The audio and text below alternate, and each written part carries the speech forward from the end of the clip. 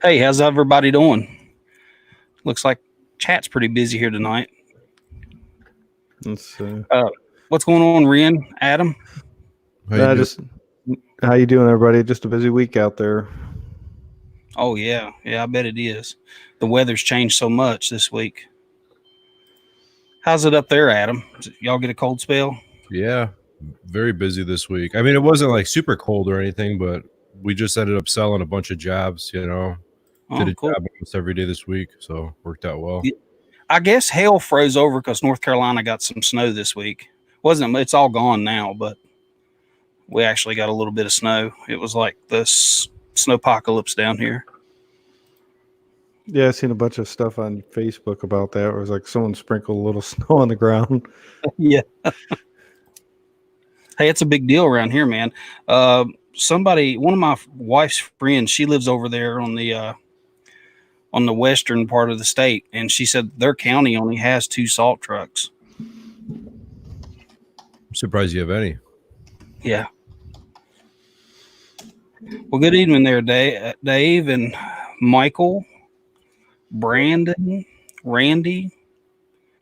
Seen a bunch of people on here. A couple. I ate at Portillo's this week over there off of. We got Chris too. How do you say that? Portillo's. Yeah, I was gonna shoot a video of me eating at Portillo's. Yeah, you have a Portillo's where you're at? Not to my knowledge. Well, Michael, we were going to pick up a little bit, from what we talked about last week. That's what I said in the description on this part 2, because we brought Renn back this week, and we got some other interesting people for next week. But Bill actually had to go. He was going to visit some family, so he's not here tonight. Well, last thing we were talking about that I remember was that pizza cutter, and then we kind of ran out of time because you were traveling last week. And I'm big on customer giveaways. When I was in business, I always like to give away, things, gift cards, referral fees, and stuff to my customers. We used to do like Visa gift cards for referrals to customers. We were mainly a residential contractor. We did about 5% commercial. I was very picky with my commercial customers. It just wouldn't work for anybody because those customers are a little more demanding. So, and maybe I shouldn't say this, and Adam can probably relate, being in the Chicagoland area, the commercial world seems to be a little different. And some of the bigger commercial customers that I used to work for, like when I had my business, usually like the head maintenance guy is kind of the guy would be like a homeowner in the residential market where you kind of got to make that person happy. And you'd be surprised what $500 in cash would do to maybe a customer. I'm not saying that I ever did that, but if you're looking at a rooftop, a customer with maybe 15 rooftops over a unit like that, and you're quoting $10,000-$20,000 worth of work. When the guy's got his hand out, you might want to shake it and do something for him, and then he's happy. Because it's I don't know if that's the Chicago way, but I've seen it quite a bit around here. How about you, Adam? Yeah, there's a apartment complex over here, and the head maintenance man is always looking for a little grease in his pan, So, and it goes a long way. Set of business cards printed. That's what I'm going to do, man. I'm going to put some coupons on the back or something. Well, I've got a guy that I've dealt heavily with down in Georgia from Shuby, and I'm sure everybody's heard that name. The Shuby shoe covers if you're doing residential work, stuff like that. The guy's name is Brian Chestnut, and I'm not saying it, but he really gave a lot of good service to me. He'll do all the design work. They have a design department, so they'll do all your logo transfers and stuff like that. They can put the referrals on the back of cards, furnace stickers, magnets, postcards. I used to get all my direct mail postcards printed from them for like 7 cents a piece. And then if you So- mail them, go ahead, Adam. I was just going to say they have a whole. I remember vaguely the last order I made with them. I mean, they have a whole like merchandising department besides for the shoe covers, right? Yeah, I mean they really, knock that ball out of the park with that. They do. I've actually got some stickers designed for my YouTube channel. I just haven't decided if I'm going to pull the trigger on them. I don't know. I haven't thought about it. I mean, I got the money, but I just haven't done it. But yeah, I usually did everything through email, and they design back and forth and proof stuff. When you're in the like residential market, branding is very important. So you want your brand to be consistent, whether it's your business card, postcards, furnace stickers, whatever. And I just found that, they always provided great service for me on that. So I'm gonna have to get with you, Renn, and get that information on that guy. yeah, I can get that to you, no problem. I'm looking for someone to do stickers and stuff for Tech Talk. So I called American Home Shield this week. How'd that go? It was all right. So they asked me my hourly rate. I told them, and the girl's like, "Yeah, we're gonna have to work on that." What'd you tell them?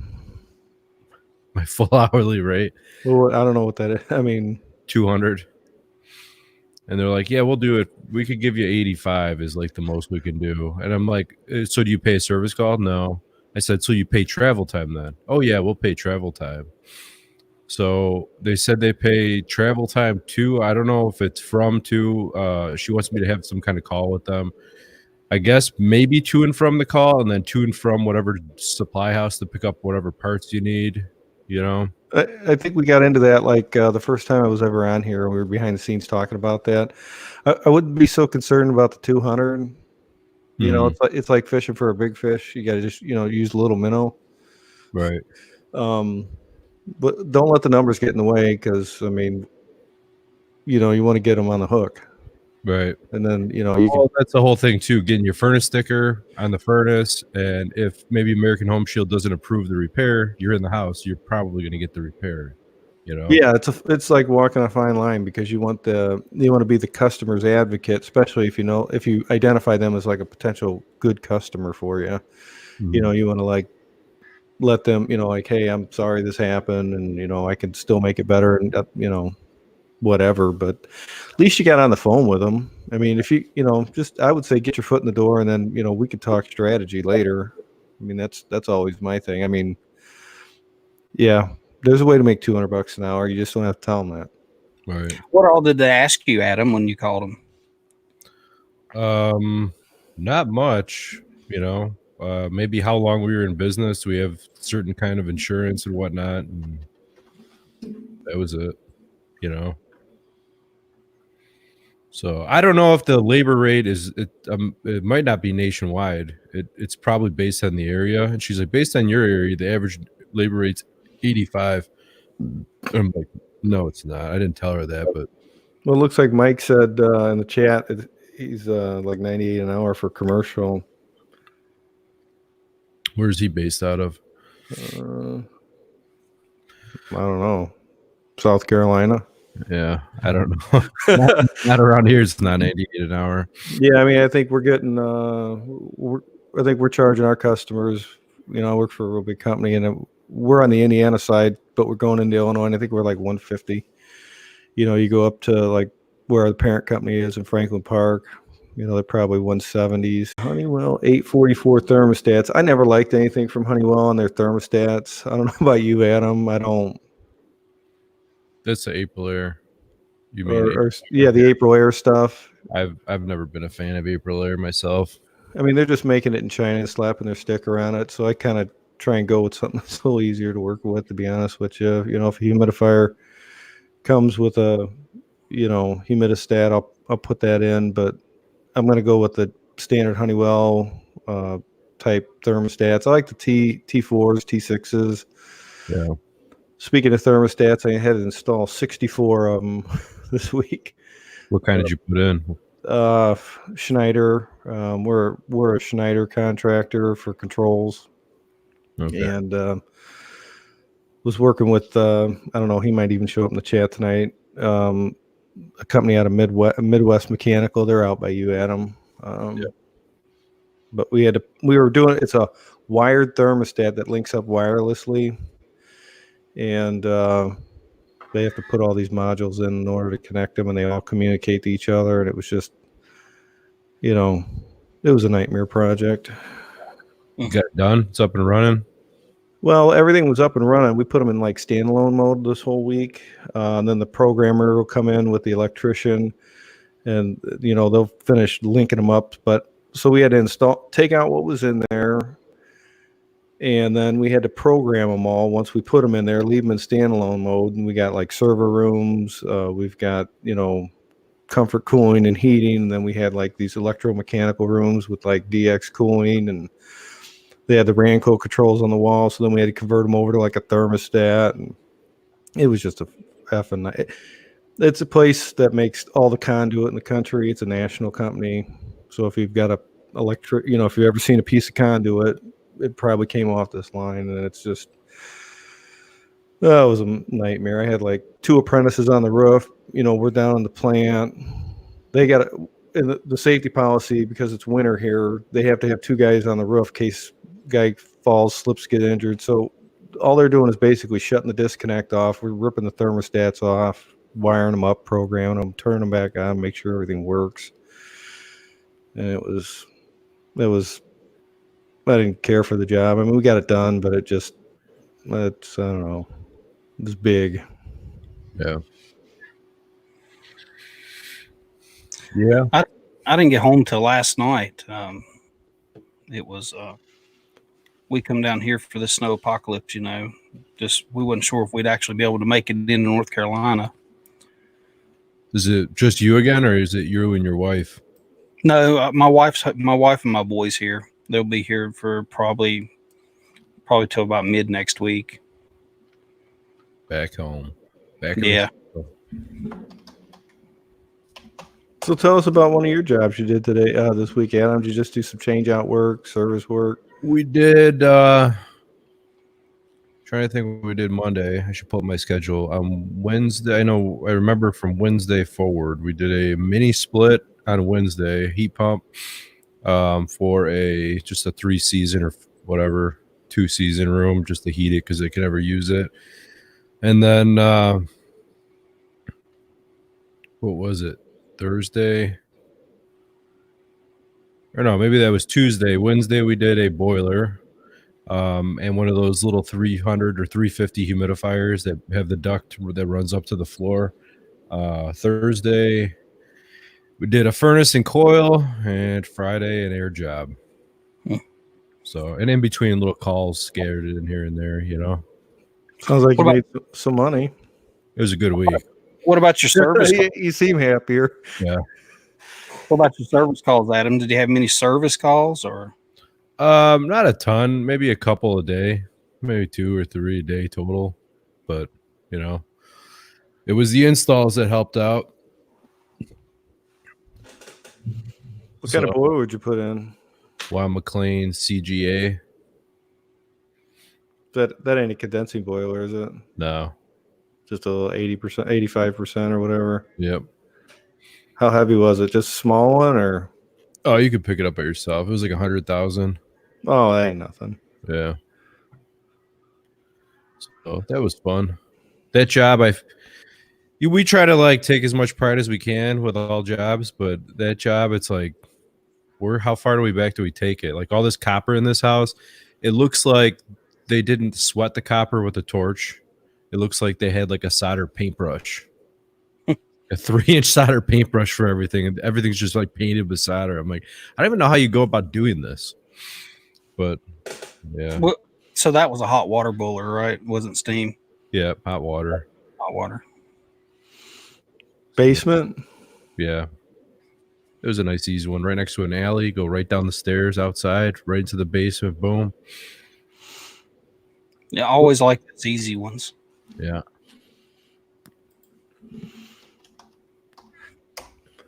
So what's your wife think about you smoking those big old cigars? I don't smoke that much. Just like usually, maybe one per day or something. One every other day. She doesn't like it. She usually comes outside and yells at me. Tells me to open the door. You're gonna get lung cancer. No, she says I make the house stink. So, well, Mike, you got to call one of those warranty companies. You can get your business kick-started. Yeah. I'm actually going to head over Zach's way and see if I can't find a regular job, I guess, in the next couple of weeks. You could go work for Zach. Zach's well, he said in his show he just had, he's a one-man deal. He likes being alone, so. He's the lone wolf. The lone wolf. Yeah, I wonder how that's going to like play out. I mean, I think he's making some money off his podcast and YouTube and things like that. I almost think it's kind of like a slap in the face for the guy that has to actually go out there and really make money at it. You know, it's like, hey, I'm doing this as a hobby. Zach will do well. He'll do what he wants to do, and then, I mean, you know, it's like he said in his show there. You know, he's getting older, and he's like all of us. We pick up a little bit of weight if we sit around the house. You know, we'll drink too much soda, we'll eat too much, and, you know, we don't exercise right because we're doing something else. And so he just wants to get back out there, and I don't blame him. I don't blame him whatsoever. I think what Renn's saying, though, is when you have small, which I don't know how Zach's charging, but when you have like, because I fell into this whole thing too when I first started, because I was like hungry for work. I'm like, oh my God, I got to work every day. I need to sell jobs. I need to have service calls. I don't want people to walk away from a phone conversation or whatever, you know? So I would like underprice myself, but I was making money at it, right? I was making money at it. What ends up happening is you don't charge enough money. So you could potentially be making a lot more money than you are making. So you are hurting yourself, but you are also hurting all your, you know, the companies around you too. And you're driving their prices down, you know, because they're competing with people like you. Yeah, because you're the Chuck with one truck, you know. That's what I heard somebody else's show that they talked about a Chuck with one truck driving down prices. Well, I always heard there's a pretty reputable company in Naperville over here, and I was like hanging out with the owner one day, and he said, what I always tell guys when they're getting started, if you want to be a real company, you need to charge like a real company, period. Right. I think that's why I had success in my business, because I between my ears, I was a big company. You know, I'd come out of a big company in Chicago, and I know that you got to charge for your work. And if you're going to deliver the service, you know, people got to pay for it. Right. Yeah, can't work for free. I've learned that. There's been enough people that preach that to me here on YouTube. Can't work for free.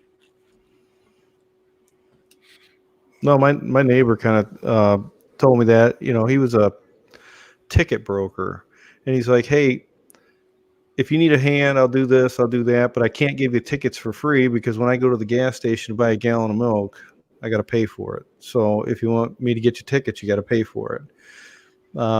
Bro, he's older now. He sold his business. He's retired. But, you know, one of the other things he also told me, he goes, it's the least thing you ever expect that you don't know that's going to wipe you out in business. I mean, this guy used to have like 7 liquor stores back in the day. And, you know, there was always something in the back of my mind going, it's something I don't know that could wipe me out in business.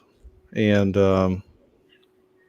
you know, and I had a few things that I thought were going to wipe me out from time to time come up. I mean, you get attacked from, you know, weird places when you're in business. I mean, and if you're not prepared for them or you can't make a good decision, you're going to be in trouble. Yeah. I see we have HVAC Grandpa in here. I don't know why it's saying by Ted. Message retracted by Adam. I don't know. Yeah, I seen that too. I was wondering, are you like the... I don't even think I'm a moderator in here. Is my picture froze up on your side, guys? No. Oh. But yeah, anyways, with Zach, I'm sure he's trying to do a good job to show people what it's all about. And I've watched some of his videos, and he gets pretty detailed on the budget and stuff. But I don't think he has the same pressure like Adam has. Mm-mm. Or maybe I had. I mean, sometimes the hardest part for me was that Sunday before Monday, making sure I had work for 5 guys. Yeah. You know, that, you know, the stress you feel when you're an employee and you're like, I got to go back to work tomorrow. Yeah, everybody knows what that feels like. But when you got 5 people, you got to keep busy and it's slow. That's tremendous pressure. And, you know, you like the people that you have working for you. That's why they work for you and they do a good job. But, you know, especially on a day-to-day basis when you don't know what's happening for the next 5 days straight, you know what I mean? And every day you're like, what am I going to have people do tomorrow? What's going on tomorrow? I have no clue. You know, and that, I mean, that, I don't know if you've had this, but I've had people get irritated with me that I don't let them know long enough in advance what they're doing the next day. And it's like the morning of, I'm like, okay, we're doing this today. They're like, couldn't you tell me this yesterday? I'm like, no, I couldn't. This is heating and air. I found out right now. This is what we're doing today, you know? And I feel like people want, you know, at least in my situation, like they think there's going to be like a weeks out set schedule. And it's like schedules change. This is heating and air. And like you do things based on what needs to get done the quickest. And even if you have a schedule, the schedule could be out the window because something else comes up that's more important, you know? Oh yeah. I mean, you know, when you're the owner and you're sitting there, and, you know, you're just watching the dollar signs, you know, just cha-ching, cha-ching, cha-ching. And then all of a sudden, you know, maybe you're a salesman or you go out and you sell a job and it's like, let's go. Now we have an opportunity to make some money. And it's like trying to push everybody out the door to do it. And, you know, everybody's kind of lethargic. And it's like, hey, man, we got to get this one done so we can make some money, you know, and you're right. You know, that employees want consistency. And when you're a smaller company or you're just starting out, it's hard to attract the better employees because you're not really like a real active business. You don't have a lot of maintenance agreements. It's almost like hand to mouth kind of work sometimes in the slow season. And, you know, if you're the owner, you're scrambling to try and find every job you can. You're trying to ramp up your marketing. You know, if you got an office manager, you know, hey, get on the phone, talk to the customers, you know, and then all of a sudden it's 55 degrees out and it's sunny and ain't nothing happening. I mean, nothing's happening. Right. Well, my dad was making cold calls looking back in the files, and he actually sold 3 air jobs this last week just by telling people we have a good, you know, a big sale going on right now that we're getting through our distributor and we're just passing it on. And we had notes in the file that they have a, you know, an older, you know, that we've recommend replacing their condenser or whatever. And he sold 3 systems like that. Worked out well. yeah, I mean, and I think that's what you got to do this time of the year. There's probably a lot of that stuff with the customers. You know, hey, if I can keep my guys busy, you know. Renn, tell me what you think about. I have an idea. I might have mentioned this to you before, but I was thinking about every single job that we do, every install that we do. I'm going to offer them a 10-year labor warranty with everything, as long as you get it maintained yearly. And if not, you revert back to a 2-year labor warranty. Absolutely. We used to do that. You know, and the key is we're gonna here's the deal. If I'm doing a maintenance capacitor, if I see that contactor going bad or what have you, I could change that out because typically I'll have them on my truck. And it's under warranty. The part's under warranty, so you're going to save yourself a service call in the future. Yeah, I think that's you know, that's $199 a year, whatever you charge. And you know, obviously, what I would do is, like, let's say you have an emergency service. Well, there's a $75 deductible. You know, we're doing a lot of home warranty work, so I kind of set that up the same way. You know, it'd be, you know, $199 for your maintenance. We'll cover all the parts for 10 years as long as you keep it in force. And you're going to pay $75 deductible on a service call, but the parts and the labor will be free or whatever, you know, however you want to make that terminology. I think it's a great idea because you want to lock them in for that future change out. Right. I think the whole thing is, though, Justin saying he would rather repair the unit than sell them a maintenance agreement. my goal is now, like I've never had, Justin was my first full-time service tech besides myself or my dad, you know. Otherwise, I've just had a bunch of installers, and I've been running around, you know, doing all the service, selling everything, and then helping on the installs on top of it. So now with Justin here, kind of opened my eyes to, hey, when it's slow, because I have people ask me, do you have service agreements? Do you do maintenance? And it's like, yeah, you know, whatever. I'd never sent out postcards or anything because I'm always busy myself. So who's going to do it if I'm, you know, if I didn't have a service guy? But now my point is, in the slow season, generate some revenue. You know what I mean? Recurring revenue. And if Set them up on monthly. right, even if you sell a system, you know, House Call Pro has that monthly billing for a service agreement. You could do whatever, $12 a month or whatever, and then you know, you have the yearly thing. If you sell a system too, as another perk, you know, somebody's on the fence, give them a year free maintenance, and then that would get them kicked off on the whole thing. You know.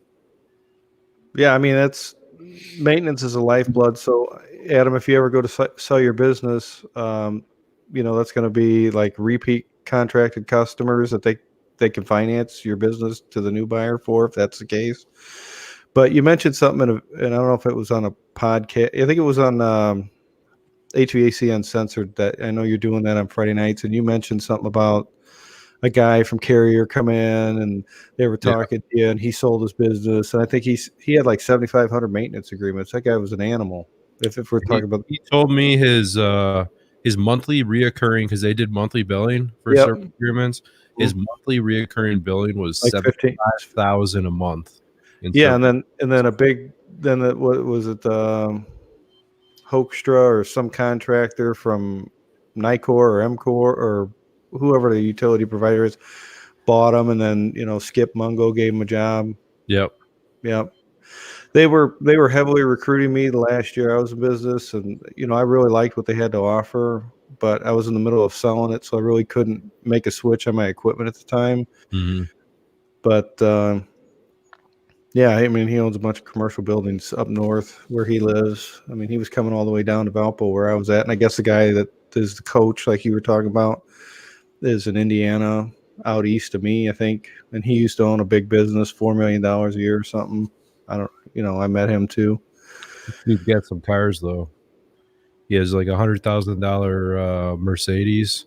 And then he was telling me about his Lamborghini that he has. I'm like, did all right for yourself selling your business to Nicor, you know? Yeah, I mean, people don't realize, you know, maintenance agreement keeps you in front of that customer. And then, like, here's something I talked about. I don't know if I think I talked about it in a video I made, but I'm going to share it here. Adam, you're wearing all kinds of different hats when you're running that business now. I mean, sometimes you got to be the service manager, the dispatcher, the estimator, the shop kid. I mean, you're wearing all these hats, and you got to switch them at all different times during the day. But when you're in that position where you're at, and what I found is I'm moving so fast and having to think so fast because I got so many decisions coming at me when it comes to my business.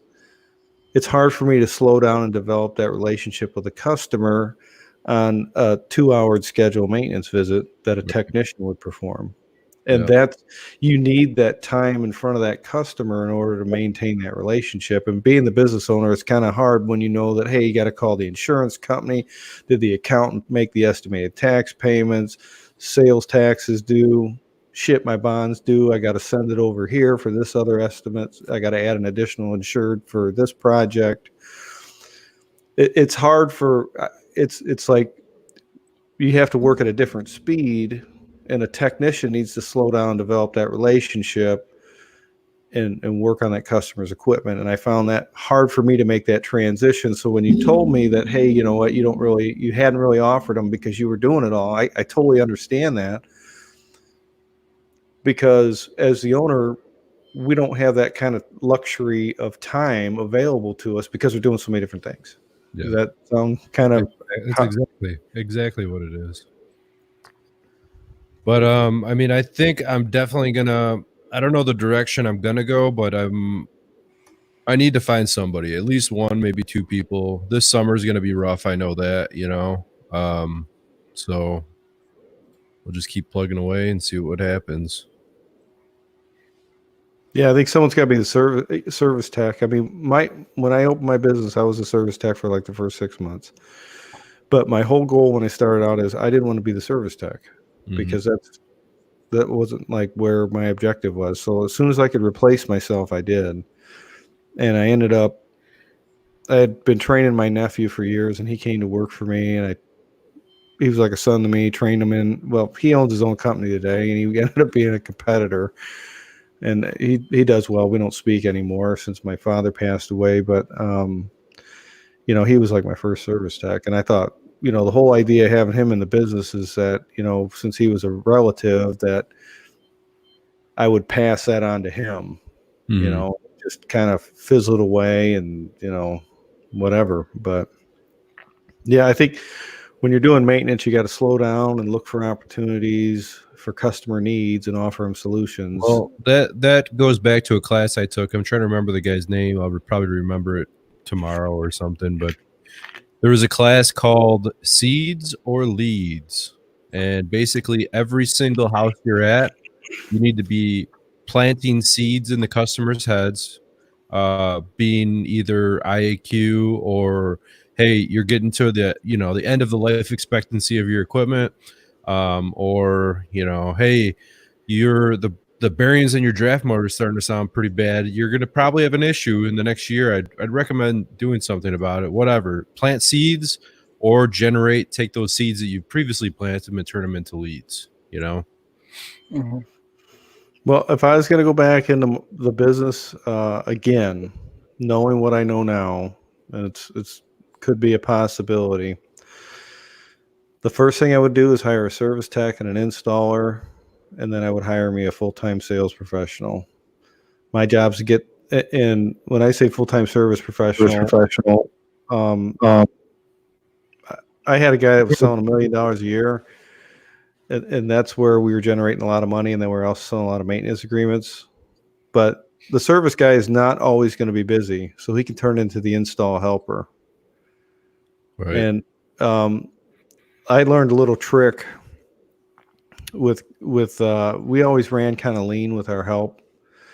Is like when we were doing, like, sometimes we do 2 complete installs a day, and I had 1 install crew, basically a helper and an installer.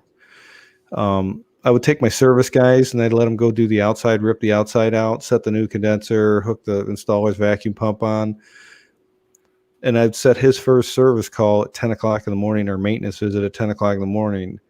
So that only left the guy that's doing the metal inside with his helper to carry the furnace down or wherever it was at, do the coil, braze it in, he's making the transition. Then the helper goes out, kicks on the pump. Well, he's making the metal. So I found it a more efficient way to do it, kind of compartmentalize the work a little bit, because sometimes it's hard to get into a customer's house at 8 o'clock to do a maintenance visit because they don't like to wake up that early. Adam, Ted wants to know why you're wearing a scuba diving suit. You can call me Scuba Steve, man. Scuba Steve.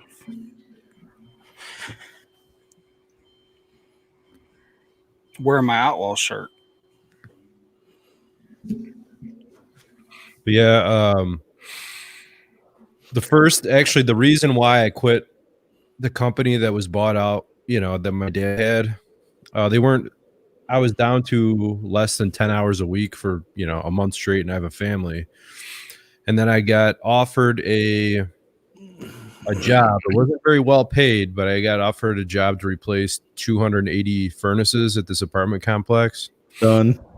Yeah. So I quit right away. And I had the tools in my garage that I bought, a Pittsburgh machine, a small brake. I had a couple other things, and all the furnaces were exactly the same. So I made all the transitions. I sat down, in my garage, and I made up all the S-cleats and everything. And we were averaging 6 furnaces a day over there, me and a farmer and a carpenter as 2 helpers. So it's not too bad, 6 furnaces a day, but we were just banging them in. It was nice. Yeah, it's nice. We did a lot of work for housing opportunities, and we'd get like almost like some no bid work. I mean, it'd be multiple bid, but because we did so much work for them, we'd get like 16 furnaces on 4 units, and they're all the same thing. I kind of like that, and then I could beat my suppliers up on the pricing. I don't know. They supply all the equipment on that one, Adam? They did, which irritated me because they bought it directly from Munch Supply, not selling to a heating contractor, selling to apartment communities, which really pissed me off. So I couldn't mark it up even $50 a furnace if I wanted to.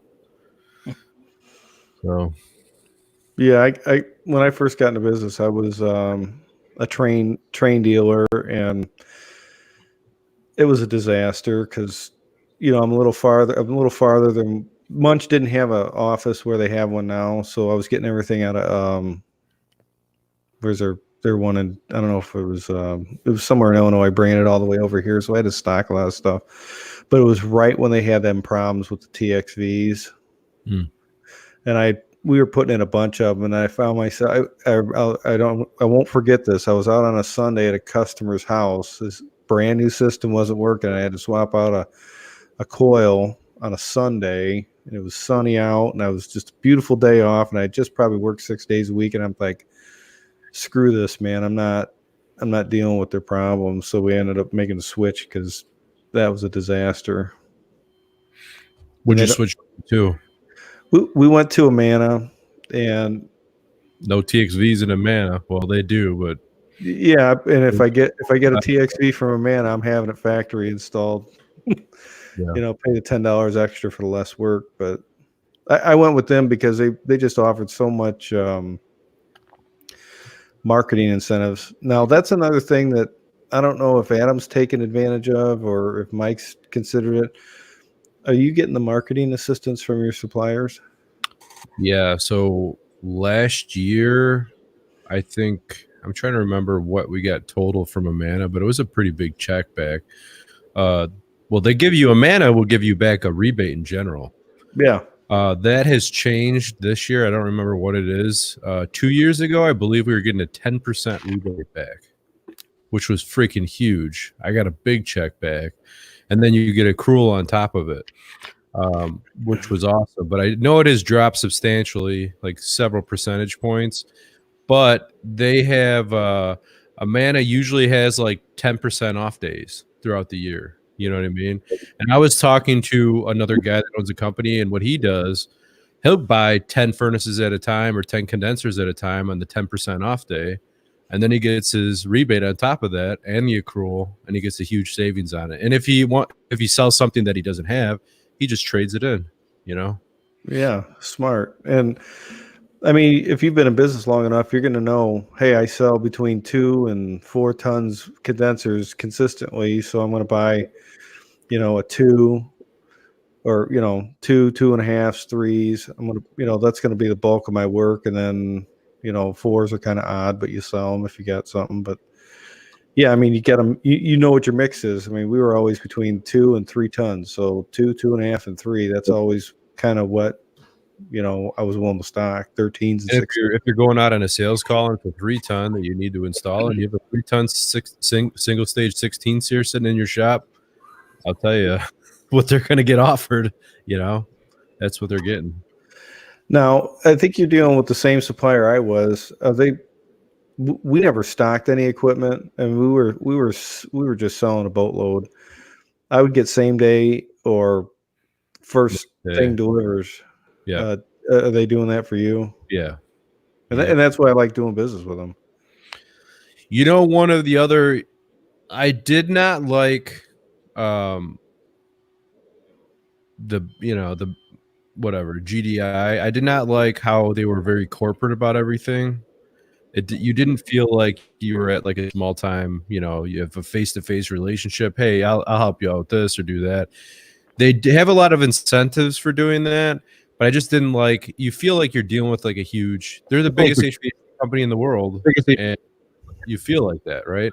But one thing that was awesome, what they did offer, is if you want to buy a furnace same day and all their trucks are out, they'll hire a courier, and they'll get a courier in to go deliver the equipment to you. There's no saying no from Goodman Supply. You know, it doesn't happen. So, Well, are you dealing with Kevin over there? Kevin, Magna With who? Bosco. yeah. Now, one thing I like about him is he's usually in the Tinley office at like 6 o'clock in the morning. Mhm. So, if we had a salesman and he would be on late calls, I call him 7, 8 o'clock at night, shoot him my order through an email. That's the kind of service I was looking for. Or, I'd wake up at 5 o'clock in the morning, I'd shoot him an email, hey, you up? We'd talk about it. And then, if everybody was out, I might have to send a driver to go get it. But, my office really opened at 8 and I was always in there at 7. The supplier is only a half hour away. So if I ordered that from him at 6, they open at 7, I could be there at 7, have it on the job for the guys by 8. Right. Because you can't. Now they used to take fax orders and email and all that, but now they have a newer designed website that's real nice. Give you 25 hours off if you use it. Oh yeah, no, you get you have more points, whatever I don't remember what the points go to, but yeah, you accumulate more points by using that, and then it's super. I could order something right now, Well, and I think it's a good thing we're talking about this, because if people are in business, they don't realize how much extra time it might take. Let's say you sell it or somebody else sells it. You can waste a half hour, 45 minutes to an hour. And if your supplier is not open, you still want to place that order because you don't have to have that on the first thing in the morning list in case you got to be somewhere else. I mean, that's just a bunch of time getting eaten up. Right. And that ain't like, it's part of the job, but it's like, I don't feel like that's the one that's making the money. It's putting it in that's the hard part. Right. I like Munch Supply is good because they have almost everything that you would need. They're like the Home Depot of HVAC. All these other places is like, no, we don't have this, or no, we don't have that. Boiler stuff, not really. Steam, no. Some places don't carry a lot of duct work. They have everything. But since they've become like more corporate, their customer service and the knowledge of the counter guys and everything have gone down. And you're like talking to them, having a conversation, like, what are you talking about? They're like, all right, Yeah, I had that problem with their branch out by me. I ordered something and I'm talking to this guy. I get there and they're like, oh, we don't have that. Mm-hmm. And I just drove like 30 minutes and like through traffic to get it. And the guy's standing there and I just wanted to like scream at him, but you can't really, and he knew he kind of screwed me over. Right. I had that happen with that carrier about a month ago. He's like, yeah, they're all over in this branch. And then I get to that branch and they're like, no, you're in Lansing. And I was working like a mile from Lansing TC. And I'm like, I wanted to like choke the shit out of the guy for like burning up an hour's worth of my time. Yeah, that happened to me with Munch in Chicago.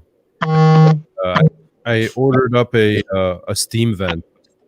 Okay, come on in. They're like, we don't have any steam vents at this location. I'm like, at this location, where do you think all the steam boilers are in the Chicagoland area? In Chicago, right? They're not in the suburbs. So I don't know. Hey, I got to tell you a quick story because, we're big advocates of this Porter Pipe and Supply, which is a big supplier in our area. So I put together a list out of the Hammond branch for this emergency job I had to do today. And I went to go pick up the parts because we had them delivered to the shop. And I ordered a 4-inch, 150-pound gas valve for the main supply for a building. So I go to pick it up at like 3 o'clock yesterday in the shop, and it's a 150-pound water valve. So then they go, well, they don't have one in stock in Hammond. Do you want to run up to Addison? And I know Addison ain't nowhere close to where I'm at. Mm-hmm. But I'm like, that ain't happening. So we ended up sending the shop kid, and the boss went and asked him. He goes, hey, can you go pick this up? And he didn't say no to him. But if I'd have asked the people in the shop, they'd been like, hey man, you're gonna have to go to Addison. And I'm like, fuck, I ain't going to Addison. You know what I mean? Mm. But yeah, I mean, they kind of screwed up I had to change out. That was a pretty. You ever change out like a 4-inch main valve? No. A high pressure gas valve is kind of like. I ain't gonna lie, I was scared. I mean, you're shutting off, a gas booster because I got 2 4 million BTU boilers that are getting fed by this supply. Mm-hmm. And it's in the boiler room, and you got pumps and all this electric in there. And it's a 4-inch pipe with all that gas in there. Well, you can only get so much gas out of there. So when you open that pipe, Oh yeah. so that was how much fun I had today. So I changed out the 4-inch main gas valve, and it was crazy. Took all day. But sorry about that. Looks like we have somebody else. Isaiah. Yeah, we got Isaiah. Hey, how's it going? AKA the Ladder Master. Yep. Yep. I had a pretty interesting job the other day, Mike. As y'all know, me and my father are doing some renovation on some properties we have in the city of New Orleans. And we had some asbestos stuff, the flex connectors on these package air handlers, Mike. Mm-hmm. And they told us they know how to get these things out of there. Well, when I came back, they tore that sumbitch all up. It took me 5 hours to straighten their mess that they made on that thing. Oh, geez. So now, and all they had to do was, slide out the S-cleat that we put on originally when the system was installed. 5 hours took us to straighten that thing out. So while I was aggravated after that, so I said, screw it. And now I got to get another piece made to finish, finish rebuilding the plenum on that system. And when I got under there to look, and this is they have an old standing pilot heating system on that system, and the pilot wasn't, it was out. So we had some pretty cold days here for the past couple of days, been down in the 30s. I'm surprised that guy hadn't called saying his heat's not working. He knows. And I told him, hey, whenever you're ready, man, let us come light the pilot before we can get you some heat. He never called. So, fuck him. I ain't worried about him if he ain't calling. Is your dad making you wear a safety harness when you come up and down the ladders now? Yeah, he's gonna, because I ain't trusting that crap after what happened. You gotta hook you like, up. Yeah, well, like Lowe's, if you see those guys on those Star Wars things when they go up, they have those drop harnesses that like when you drop, that's what you need, Isaiah. Yeah, I know. I gotta see if I could find this picture. You guys can see this picture. Speaking of those, we got a new place that opened up right across the street from my house, Mr. Mike. What's that, buddy? Big Papa's. Burgers. I thought you already going to one of those. Yeah, they're pretty good. I went over there today and yesterday. They got the 2-pound burger. 1 pound and a half pound. They're pretty good. Did you ever go over there? Did you try Ronnie's yet in Hammond? No, sir, not yet. You gotta go. As a matter of fact, Mike, and what I find funny is our carrier distributor has a class coming up on March the 1st on a Sunday. What's it for? For heat pump training, and next week after that they're gonna do system startup training for cold weather winter startups on these systems. The proper procedure you have to take to do a full system startup during the fall. That's pretty good. That's one thing I like about dealing with carrier. And I've got, nothing against, the Goodman brand like Adam was talking about. But the only thing I can't stand from Goodman and Daikin is their commercial units. It's the only thing I can't stand about them. That's the only unit I refuse to sell is the commercial line of Goodman and Daikin.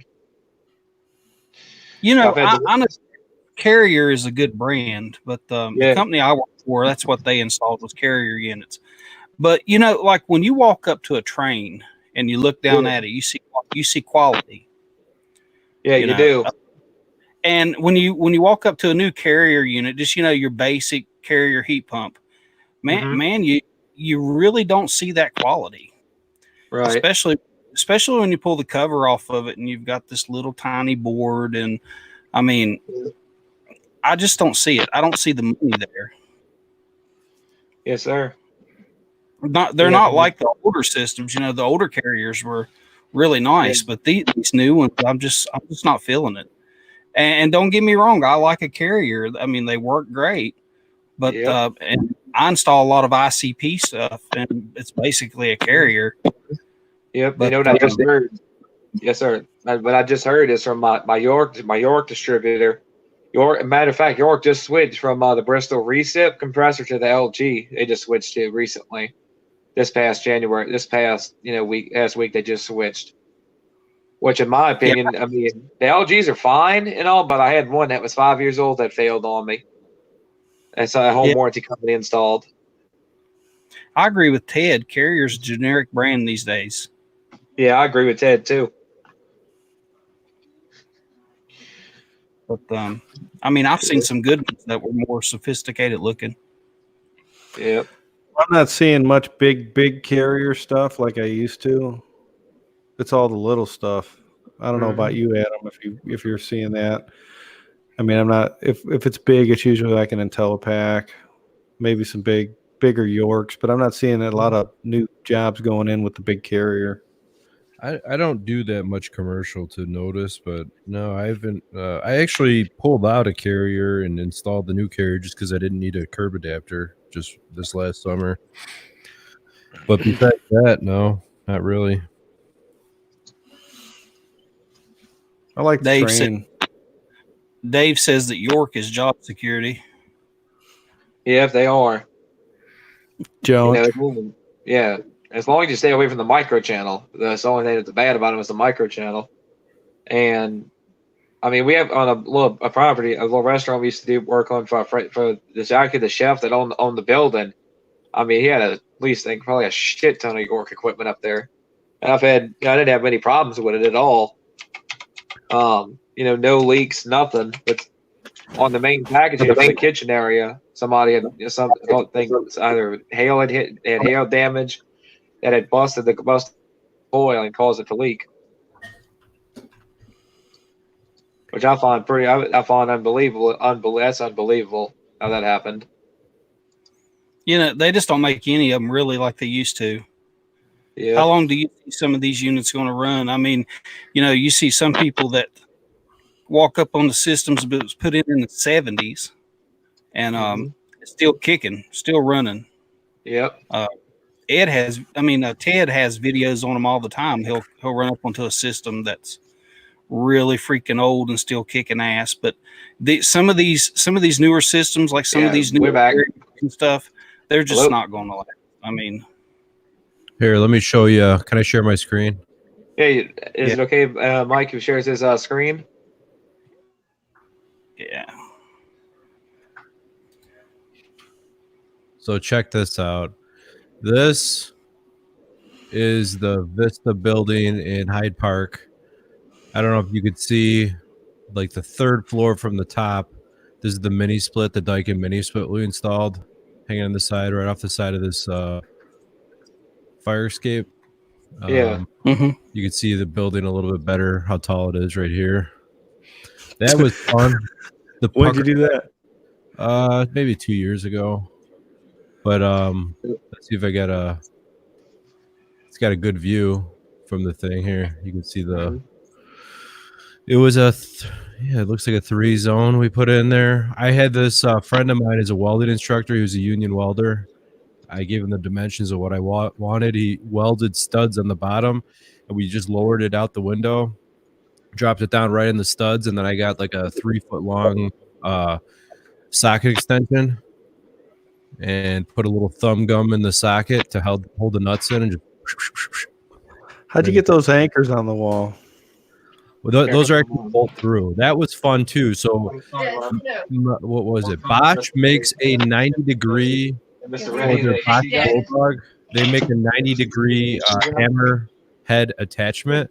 So we basically hung out the window and used the 90-degree to drill through. But let me show you one more. So the guy that was doing the last bolt through, we were just going to put 3 bolts because we couldn't reach the last one. He's like, no, I'll do it. And he wasn't going to harness up or anything. We made him harness, and he wrapped the harness, the rope around one stud. And I'm like, no, dude, we're wrapping this around a wall. You're too high up. But check this out. He's standing out there on this welding. No thanks. Yeah. Well, at least he had on a harness. Yeah. at least. Yeah, that was intense. That guy. Yeah, that's good. Yeah, I'm good. You need to bring Yamo up to do those kind of jobs, man. I mean, Yamo would do that shit right now. Yeah. Here's another 6 tankless Renn tankless water heater rack we did for an apartment building with common vents. That was fun. That looks great. Well, it all comes together. You just have to run all the header and everything comes together. Just run your gas, run your water lines, and That all came together. yeah. Man, That looks good, And, Adam. I mean, the only thing the flue pipes don't come together. You got to put all that goofy crap together. It has all the gaskets and everything in it.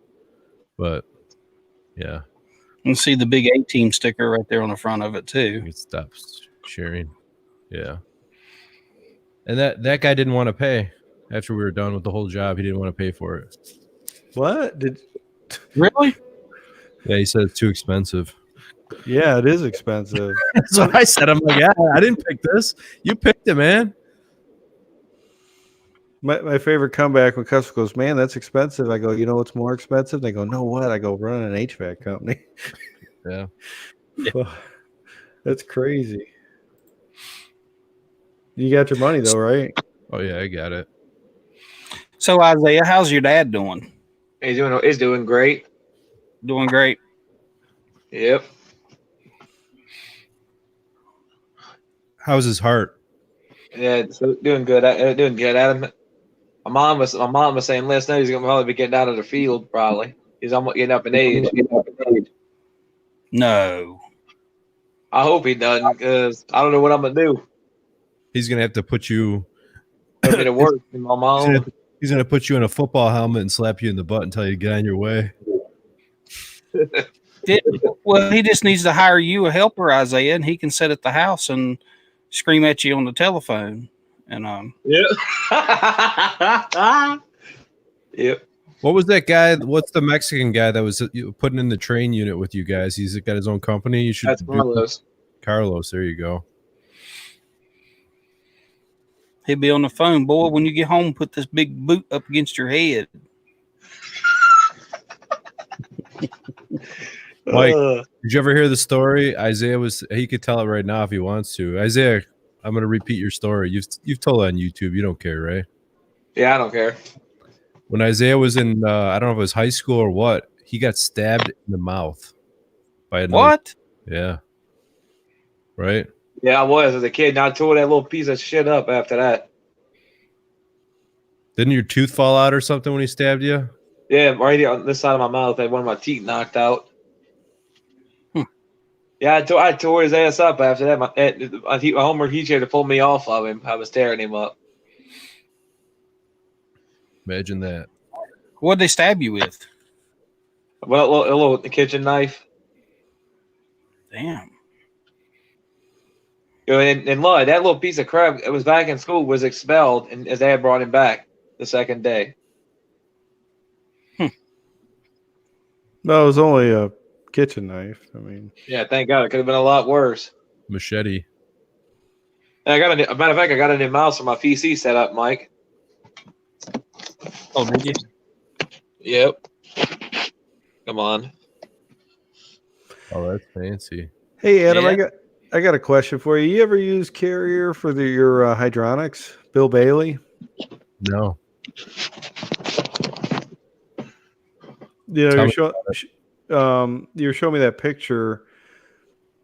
They do some like one-off custom stuff for like that big home you were talking about with like the 34, 32 Tecmar thermostats that you were talking about. They custom built a panel for this. I put in a 200,000 BTU HTP boiler in one of these houses that was real efficient, and they actually built the hydronics panel for me, and it was like plug and play. But I mean, it was like a month's worth of work for a pipe fitter to pipe everything in. It was crazy. And I was just wondering if you had any experience with them or if you knew anything about them, because no idea. yeah, they'll come out and they'll spec a job for you, even if on some of this high end residential, like if you're doing some big change out work. And once I get to find the photo, I'll show you this panel on this. It was like a $35,000 boiler job I did for a guy, and another company had come in and charged $12,000, swapped out the boiler, wasn't working right. They went from like 2-inch to 3-inch, down to 2-inch, back to 3-inch on the flue pipe. Mm-hmm. I told the guy, I said, wire me $30,000, and I said I got to rip out his job just to start. And that guy, Bill Bailey, he's out by you. So he's with TEC? Yeah, he's our hydronic specialist.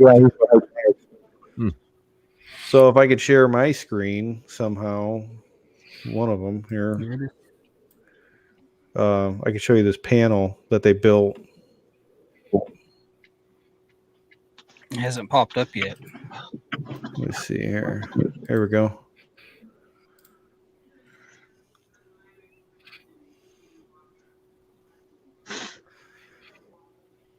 So That's sweet.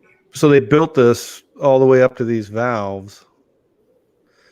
And there's, right down here was a primary, secondary, and then these were all my zone pumps. And then I had like 10 zone valves. Nice. Is it all solder? Is it sweat? Oh, yeah, all sweat. There's another kind of picture of it where we tied everything in above it. Wow. Excuse me. But that's how it came, delivered to the job. What's up, Justin? So what did that run you? that right there was 5,200. That's not that bad. I mean, you figure, what are those Taco? Are those relay panels? Domestic hot water priority with then we had boiler reset controls, and it took what was it? There's 7 zones. Then we had a heat exchanger. We had domestic, and then we had like a hot tub spa with a plate frame heat exchanger. So it was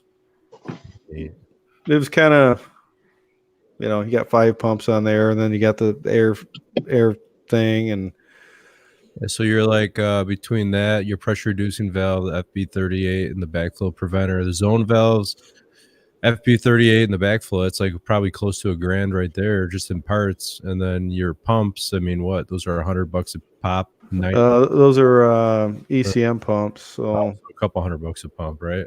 Yeah, but I don't think that's a bad deal. No, see, it even come with a whip. You just give it the main supply down here, and then you just when I demoed everything, I labeled all the pipes, and then you just pipe them in, and then the last thing we did is through the boiler in front of it. I don't know if I got a picture of that boiler. Whoever's piping that at their at TEC, they're probably loving that. They just sit there and you know what I mean? Well, I think the guy does it on the side in his garage. I mean, I've actually paid him directly. Really? Yeah, but this was what the old stuff looked like that I tore out. Just like junk. Oh, that's my dog. Yeah. So, all right, that's it. Nothing. I just. When you're doing, do you sweat a lot? Do I what? Do you solder pipe a lot? Oh yeah, yeah. I mean, when you're doing like when I do anything over 1.5 inches, I usually, I don't know what you think about this, but do you ever do you tin the fittings in the pipe before you sweat it? No, I don't. I learned that trick from my brother just because sometimes I've had a couple issues, which I'm not a plumber, so I'm probably not the best at soldering, but like 2-inch, you need a good torch for that. And if you don't get hot enough, you might not have good solder coverage. So you could use a tinning flux, or you could flux the pipe and then just go over the pipe lightly with solder and wipe the pipe, and to do the same thing with the fitting, sand it back down, put more flux on, put it back together, and boom, go over it one time and you have good coverage.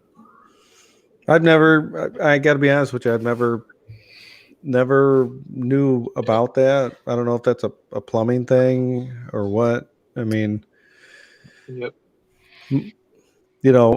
I'm a pipe fitter, not a plumber, so the only thing we're gonna really like solder is like condensate lines or maybe some chilled or hot water lines for some VAV boxes or something. Mm-hmm.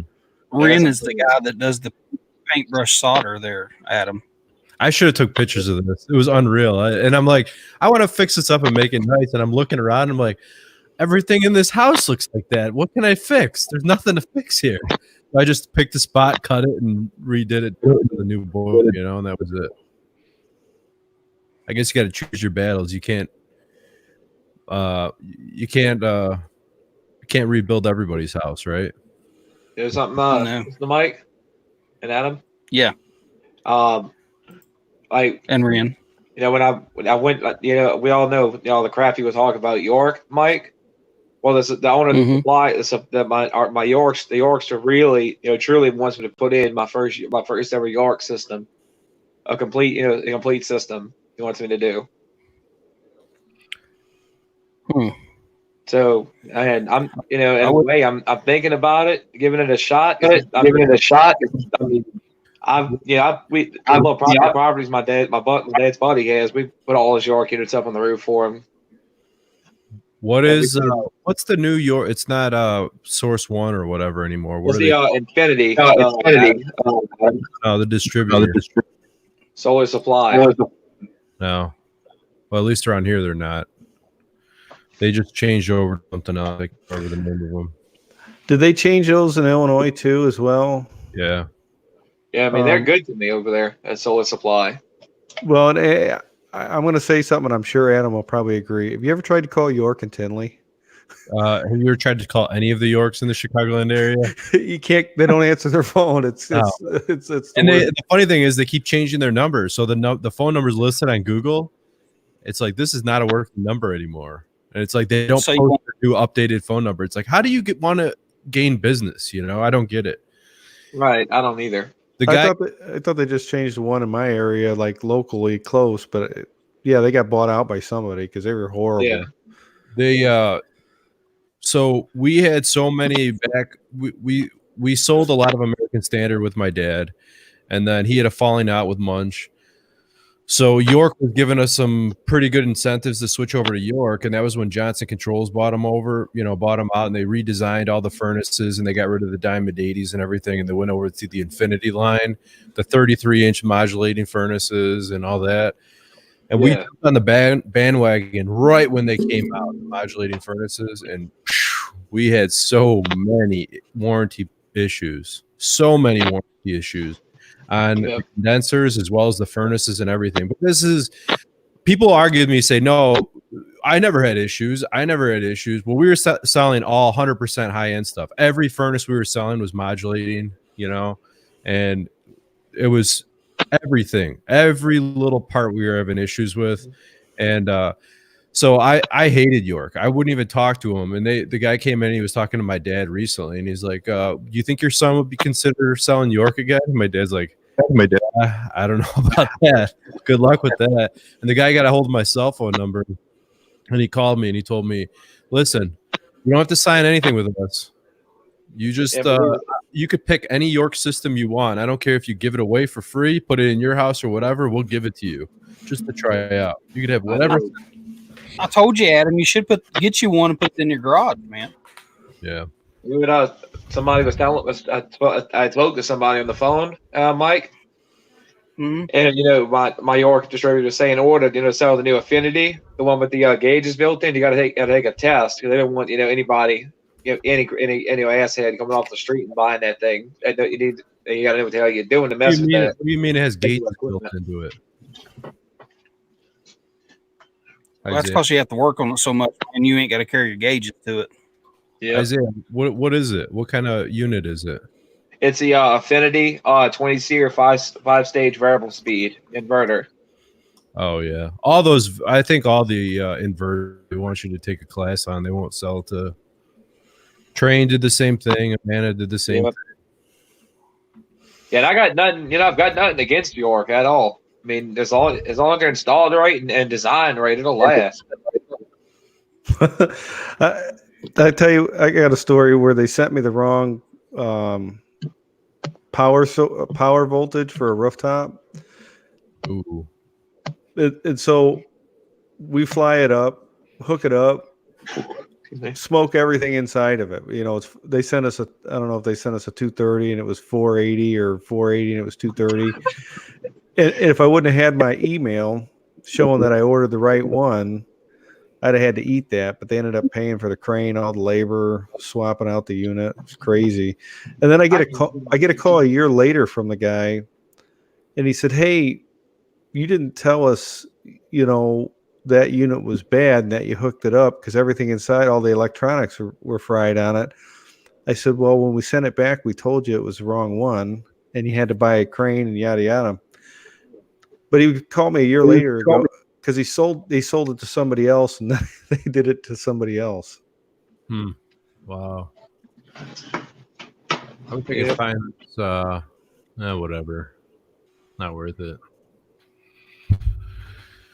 We smashed a York modulating furnace. We pulled out. We were probably 15 service calls and warranty calls from the guy. We ended up pulling it out and we smashed it.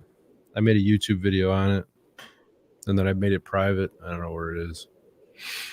Yeah, I guess you probably have to do that, right? You gotta. Yeah. It would makes me feel pretty good. Mike. What's up, buddy? We had I think it was, remember correctly, a 70-something-year-old lady, no AC. Another company came out and condemned and just told me she needed a whole new system for a high price amount of money. And we got that unit up and running for around $250. We got it up and running for. And matter of fact, knock on wood or something, I haven't had a lick of trouble with that thing since we fixed it. This was 4 years ago. I did that and got it running. Hey Adam, what's your opinion on a man-am? And in my opinion is they're easy to work on. The parts are reasonable and accessible.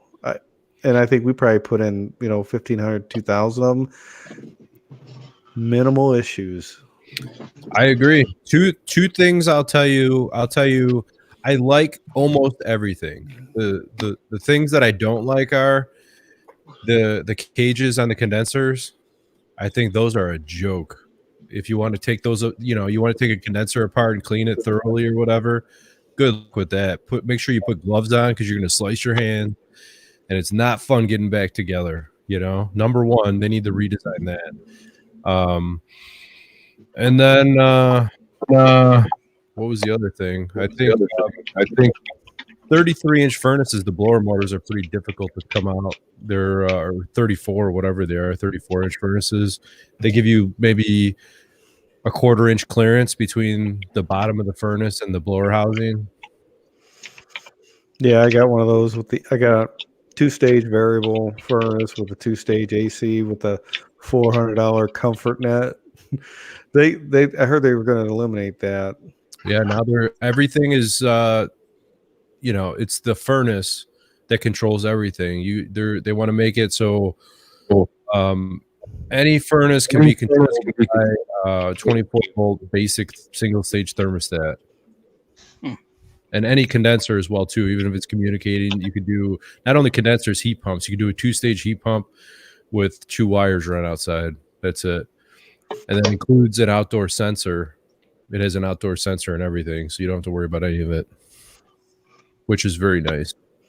I guess Train has an outdoor sensor too, built into it. Yeah, I mean, I've had, I put that 2-stage AC in 16 SEER. I don't know, it was a couple of years ago, 3 years ago. I love it, man. Yeah, I have the I have the 18i at my house. The Train. You know what we've got, Adam, to put in our house, my house? What? 2 Carrier 18 SEER variable speed, which was one of the highest efficient systems from Carrier back around that time period, with the variable speed communicating fan coil inside. 2 18 SEER heat pumps we're going to put in here this fall. I guess I'll hang on to my Goodman package unit until it completely dies 20 years from now. Excuse me. Hey, what we didn't discuss, when it was talking about slow, one of the things that I think, I forget, someone mentioned something. Maybe it was Za. working on properties, that was one thing I used to do. I used to buy properties a lot, and I'd have guys over there painting rooms for $25 an hour. Keep them busy. I did that too. I didn't. I did that on two different properties, but the first one, the one guy got really irritated by it after a while. He's like, "This is awful. I don't want to do this." And the second one, it was a little bit smoother. We were working on plumbing. I was drilling holes for the electrician through all the studs. What else? Obviously, we did the heating. That was actually Addison, Illinois, where Porter Pipe is at. It's not very, very far, that house from Porter. And we had, for the heating, we were the only inspection on that whole job. We gutted the whole house that didn't fail. This guy was so picky, this inspector. Every inspection that we had failed, except the heating. He said, "Wow, this looks good." I said, "Thank you. Thank you." Did your head fit through the door when you was leaving? No, I told him before he even came. He's like, "We'll see about your work." I'm like, "Oh, you don't have to worry about mine." He's like, "Yeah, we'll see." And then he came in. "Oh, this looks nice." I used a piano hinge for the filter door. It was a downflow furnace counter flapper. Mm-hmm. I put a handle on it with latches and everything and flipped it up. He's like, "Wow, I never saw that before." I said, "Hey, man, I want to make sure you are happy." Yeah, he didn't. You probably didn't have a dirt leg on the gas line. Piano hinge, right? It's a shame you didn't have a pizza cutter you could have gave to him. Say, "Hey, take this home. Remember me when you see some shitty work." Yeah. I had the inspector come over. He was inspecting that when I built a garage in the back of my property, and it was a little after I was in business or something. And he's like, "Hey, man, I could use a B tank." He was like a retired plumber. He's like, "Yeah, I could use a B tank." And I'm like, "Well, I just happen to have a spare B tank for you." Yeah, any little bit helps. For sure. Let me see what I'm gonna get myself into, Adam, real quick. Hey, Adam, do you sell any parts? No, but you probably should. There's a company, I'm trying to remember the name of them, not far from me, that they have their heating company, and then they have another little place right next door, over the counter parts for customers. What I've heard is, people come in, I think it's this, and they'll buy this, and then I think it's that, and they'll buy that. And then they're like, "Well, it still didn't fix it." And then they hire him to come out and actually work on the furnace. Yeah, I would, my office manager would be like, "Hey, this guy wants to buy a part." And I'd go in the back and look, be like, yeah, tell him to bring it on in. He needs a blower motor. Yeah, tell him to bring it in, and I'll show him how to change it on the bench. And, yeah, I used to sell a lot of $65 capacitors. Yeah. Now, do you use Barnett at all? I don't even know what Barnett is. Really? What is it? They're like a Granger, and they're set up the same way, but they have a full line of HVAC parts and plumbing parts and electrical parts. And I used to get all my bulk PVC fittings, like if you're doing a lot of 90s. Okay. I'd buy them like boxes of 3-inch 90s, 100, 200 at a time, get a better deal than like half the price you're going to pay anywhere around here. Mm-hmm. You might want to consider checking them out. This is a thing too. Like I have a friend that is like side job king, and he'd be like, "Hey, I'm going to Georgia, and my buddy wants me to put a furnace in his house, and he lives in Michigan, northern Michigan." He's like, "Hey, could you get me something? I could call Barnett, and if the order's over $300, they'll drop ship the equipment anywhere in the country." What? Really? What's the how good is the pricing on the equipment though? Just as good as Rogers. Really? If better, yeah. But they're Goodman, and they have the private label, whatever they're calling their other like Goodman too. But yeah, you can, as long as you're over $300, you can buy little package units and things like that. Wow. So you're like, "Hey, I'm going to be driving down to Georgia," and I'll be like, "Yeah, just we'll order it and we'll have it shipped right to his house." It's like, that's pretty, because they're a nationwide distributor. Yeah. My mom and her siblings have they have a cottage in Wisconsin, and then behind the cottage they have a farm with like 200 acres or 150 acres or something like that.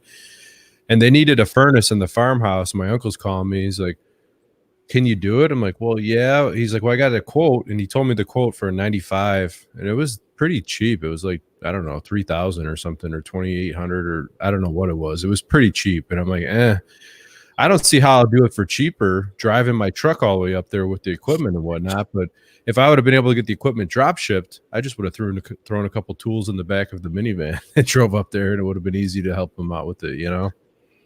I buy most of my equipment from Sid Harvey's, and they'll deliver it here local, take it right to the house for me. I've had to pick up one system, and that's because they were backed up. Hey, Adam, you making the metal on the job or in the shop? Most of the time on the job. I had the box truck. I have a 4-foot jet box and pan brake, and a Flagler Pittsburgh Junior in the truck. I had a ballet sheet metal brake, did 180-degree radius on it. Mm-hmm. I think it was like $800. We used to keep that in our box trucks that we used to install on, because a lot of guys were like, oh, we measure it up and go back to the shop, and shit, you're talking hours of labor.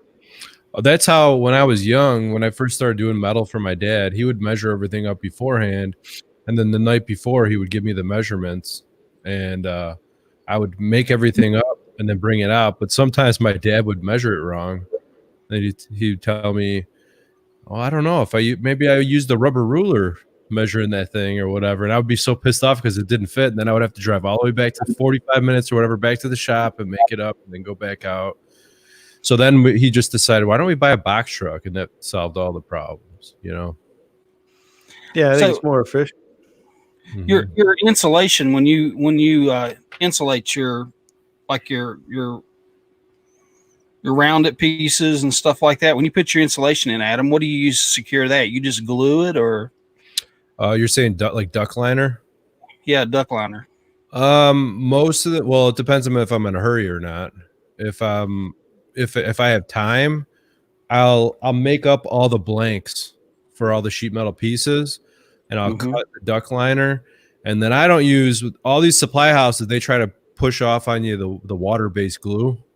That shit's for the birds. I won't use water-based anything for the, you know, you want the solvent-based red, the shit that's going to burn your building down if you light it on fire. That's what you want. You will not pull it apart. So if you have time, I'll use that, and I'll weigh them down. I'll put them all on top of each other, and then I'll come back like a couple hours or the next day, and then I'll bend everything up and assemble them. If I'm in a hurry, I'll still use the red solvent-based glue, the liner glue or adhesive, but then I'll use the pin, just to hold it in place until it dries. I do have one of those red. I don't know if you've seen them. The handle broke on it, so I haven't used it in a while. But one of those old hammers where it has like a magnet on the end of it, and you have the duct pins. You just hit it, and it sticks to the metal. Have you ever seen those? Yeah. I got to get the handle fixed. The company I worked for, they had a machine in there. You know, they had a big shop where they did all their duct work and stuff. But they had a machine that did the like the spot weld rivets, would press through, spot weld on the backside. Thing was pretty sweet. Spot weld rivet. So I don't know if you're talking about the same thing. So I have a pin spotter where it's like a foot, and you will shoot sparks out, and you actually put welds in. But then they have something else. Lockformer makes a machine called a cinch lock or a clinch lock or something like that, and it's not actually a rivet, but it puts like a circle indentation, and it's kind of on a funnel, like, you know, a tapered down through the metal, and it's just like, you know, it's just kind of like it locks the metal together, you know. Yeah, it's got like a washer on one end of it. Oh no, we're talking about something different. Yeah, well, the rivet that they had like a, I don't know, it was probably about a 1/2-inch size washer on one side of it, and it would come down through and spot weld on the back side, and it would hold the duct liner from coming off. But they use like here's something you need to know about that. You don't use that red adhesive when you're doing that. I'll tell you that right now. You're going to start a fire with that. Hey, Adam, you ever been on YouTube and watch all these guys? Like, I don't know if it's a South thing where everything's flex and new install, horizontal in the crawl space or attic, and it's got just, you know, octopus is going everywhere. I mean, what's your thought on that? You should see my everyone I talk to from the South, they say flex is fine as long as it's sized properly, which I agree. But usually when you're looking at a lot of these jobs that people are, even like I know Ted uses flex, but he doesn't use flex everywhere. He'll run a trunk line down and then he'll use, I think he says maximum 10 or 12 feet of the straight run in between so they might have to branch off at 6-inch or 7-inch and then 10 feet or something like that in flex. That's all they're able to use. But I don't see how you could have an entire system of flex and have it work properly. I just don't see how it's possible, Well, my entire system's flex. You wouldn't believe it. It's the fuckery involved in this is just mind blowing. Well, here's the thing. Now, anything you do in flex, I've had the argument with people where they say you're not going to get that much better airflow out of metal, and I'm calling bullshit. Just look at a ductulator. You know what I mean? Mm-hmm. Yeah, the guy that put this system in, man. I mean, it's the fucking trunk line is flex. I mean, everything. It's ridiculous. Yeah, Then when he put it all up, this is in my garage. Okay, when he put it all up, like he used house wrap and stapled it up to like try to cover all the fuckery, but I mean it looks like shit. But I'm going to finish out this basement and redo it all myself. Yeah, I mean, I have a furnace in my garage, and it's all insulated and metal duct. I don't know flex. I don't know if it's just a thing up here by where we're at, Adam. Where, I mean, you go into some of these old houses and they got custom made fittings, and I'm talking about panhead screws, and it's like, man, it took some craftsmanship to make that fitting. Oh yeah. Ted said there's no such thing. Ted, you should see this motherfucker. I'll take pictures of it this summer when I rip all this shit down and show some pictures of it. But it's a fucking disaster. But I mean, the house heats and cools just fine, and there's good airflow, but it's still, man, it looks like a kindergartner did this shit. I see a lot of that stuff on some of these videos. There's a difference in craftsmanship, right? Like a 10-year-old can run flex. If all you're running is flex, a 10-year-old could run flex.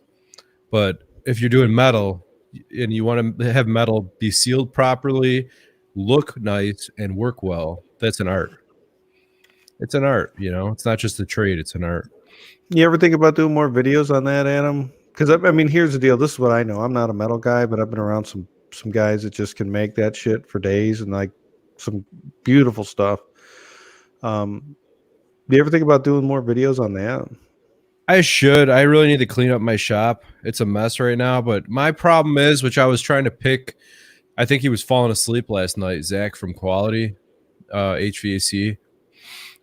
He's got some great shit, man. Well, he like knows the science behind like filming and like your ISO settings, your bit rate, all this stuff. And he's like going through all this stuff. I'm like, I have no clue what you're talking about. No clue what you're talking about, because I was saying I was having such a hard time with lighting and having it look right and like how far the camera should be back and everything. And that's what I struggle with. Like making everything is easy and that's a short period of time, but like setting up the camera and trying to make it look right, that was very difficult to do, So I'd like to do it. It's just finding time to do it because that's actually a lot more time consuming than running a service call and filming a service call video. It's way more time consuming, Yeah, so, you want to get that B-roll, right? Yeah. But the views from it, Adam, I mean, it would pay off in the long run. It's like Ted, you should do sheet metal videos when you can. Yeah. Does Ted do sheet metal? One sheet metal video is going to be worth 3 service call videos. You're probably right. I just gotta do it, But being like having a show on Friday and stuff, that takes up a lot of time, and especially now that I'm kind of producing the show, that's even more time. And I kind of see how much time Zach was putting into it by doing that. And, so it's just, there's not a lot of time and I need to not neglect my family as much as I have been. So Hey Adam, what kind of software are you guys using, or what kind of not software? People don't use software. I mean, what's the streaming program you guys are using? We're using StreamYards with OBS as a broadcasting software. Okay, so everything's okay. Yeah, That was difficult. I had a very difficult time getting to that to work, and I stumbled across a forum that helped me out because it's easy to use OBS if you're doing a stream by yourself. What's hard? How do you add people in there? That's also easy, but what's hard is capturing the audio from your computer on either clips that you're playing or what their voices and rebroadcasting that to YouTube. That's the difficult part. I'm different between a Mac and a Mac. It's completely different too. I'm set up for it. I mean, I network these computers together and got it all set up where I have a broadcasting computer and then I have my streaming computer, but I've never pulled the trigger on it. It's just like you said, it's very time consuming. Yeah, I mean, how much time do you want to put into it, right? I mean, there's only, do you want to talk about HVAC, or do you want to talk about how are we going to produce a good show? I mean, right. you really need to have both, but it's like, man, you're starting to dig, go down the rabbit hole trying to figure out how to make it all work. Well, Ed, I'm trying to run a company. Yeah, which is on top of it. What's paying the bills, right? This is the hobby for me, and that was one thing that I think that where we butted heads a little bit with Zach, because it is just a hobby for all of us. We don't make any money yet. And it was Zach's job, and we never looked at it as a job, and we never will, because it's hard to take something that seriously and put in that amount of effort to something that you're not making anything at, So yeah, when you go run a service call, make $400 in like an hour. Right, exactly. Yeah, I mean, this stuff's all fun, but it's like how much work and time and energy you're going to put into it, for, like you said, a hobby.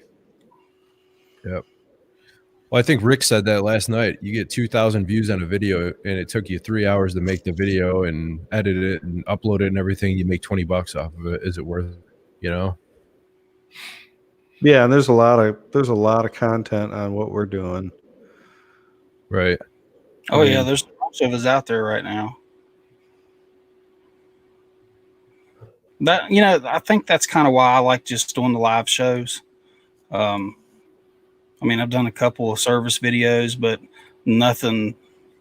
It's just really not worth my time. Maybe later on when I get monetized or something like that, I'll do a little bit more. But it's a long, hard road, especially when you've bounced around from show to show and from channel to channel. It's hard to build that channel. It really is. Yeah. Yeah, I'm sure there's guys out there doing well, but I mean, as Adam could probably say, I mean, in our line of work, it's not hard to make $100,000. I mean, how much energy am I going to have to put into this and producing it to do the same? Right. Yeah. The only nice thing about it is once you have it producing that, it's like residual income. It will keep coming in, Well, I think YouTube's like the new real estate, kind of like it can produce like that, like you said. I mean, I don't know what these guys I'm thinking about opening a second channel and just filming videos of me doing other stuff around the house, working on go-karts and four-wheelers and and just if I've got to install an outlet or something like that, just doing stuff like that. You'll probably get more views off of that than you will HVAC to be honest.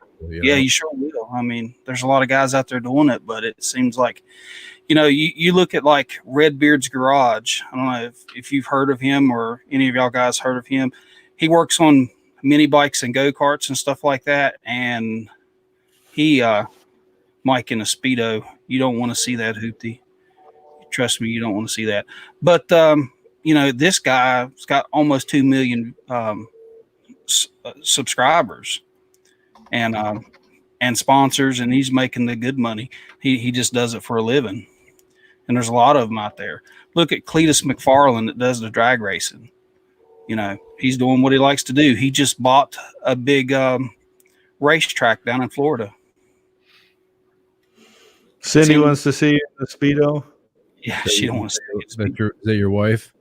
Mm-hmm. I hope it's my wife. We was yesterday. We were on our way here.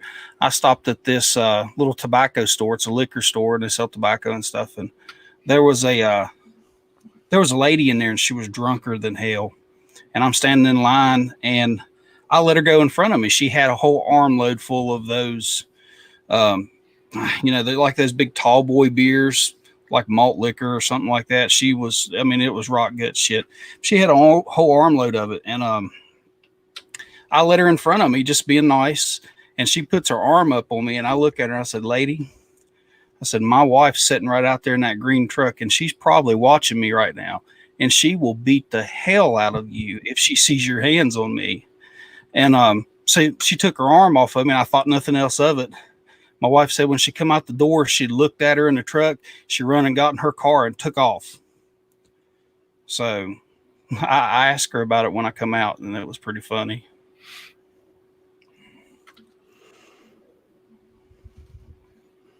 Not everybody talk at once.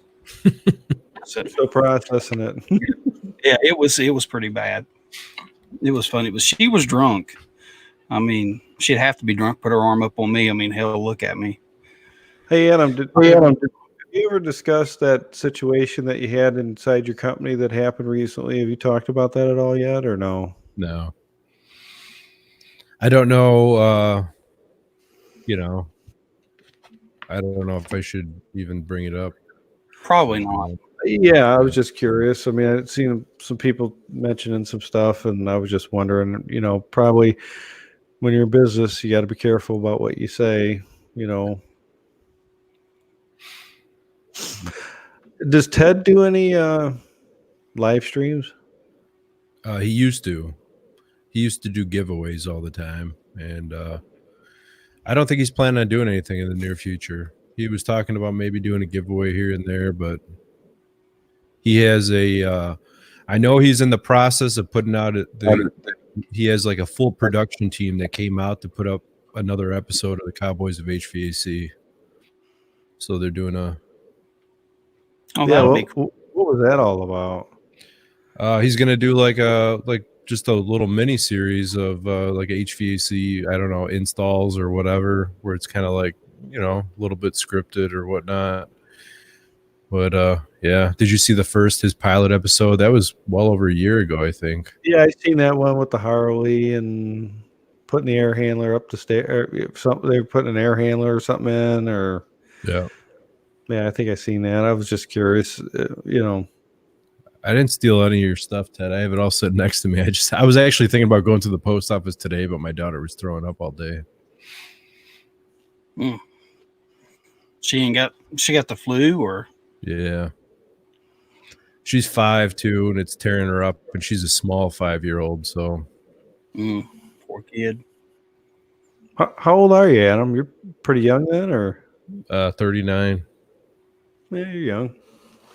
Yeah. How many kids do you have, Adam? 3. 3. You're lucky. I got miles left to go. I have 6 children. You got to put it away, Mike. I did. I put it away. I keep it in my back pocket. My wife was yelling at me for a long time. She's like, you need to get taken care of over there. I said, hey, man, I don't want to do that. I don't want to lose the eye of the tiger. I said, I got to save myself for my second wife, And I have 2 grandchildren also.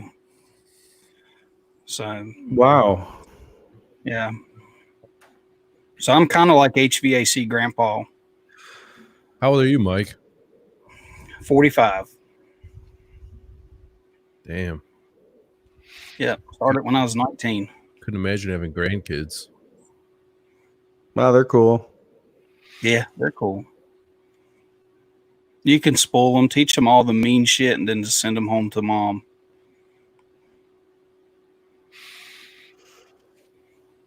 Which I ain't got to teach mine any mean shit. They're mean as hell anyways. So, When my daughter, after my daughter got hurt, she come back home. My grandson was walking around.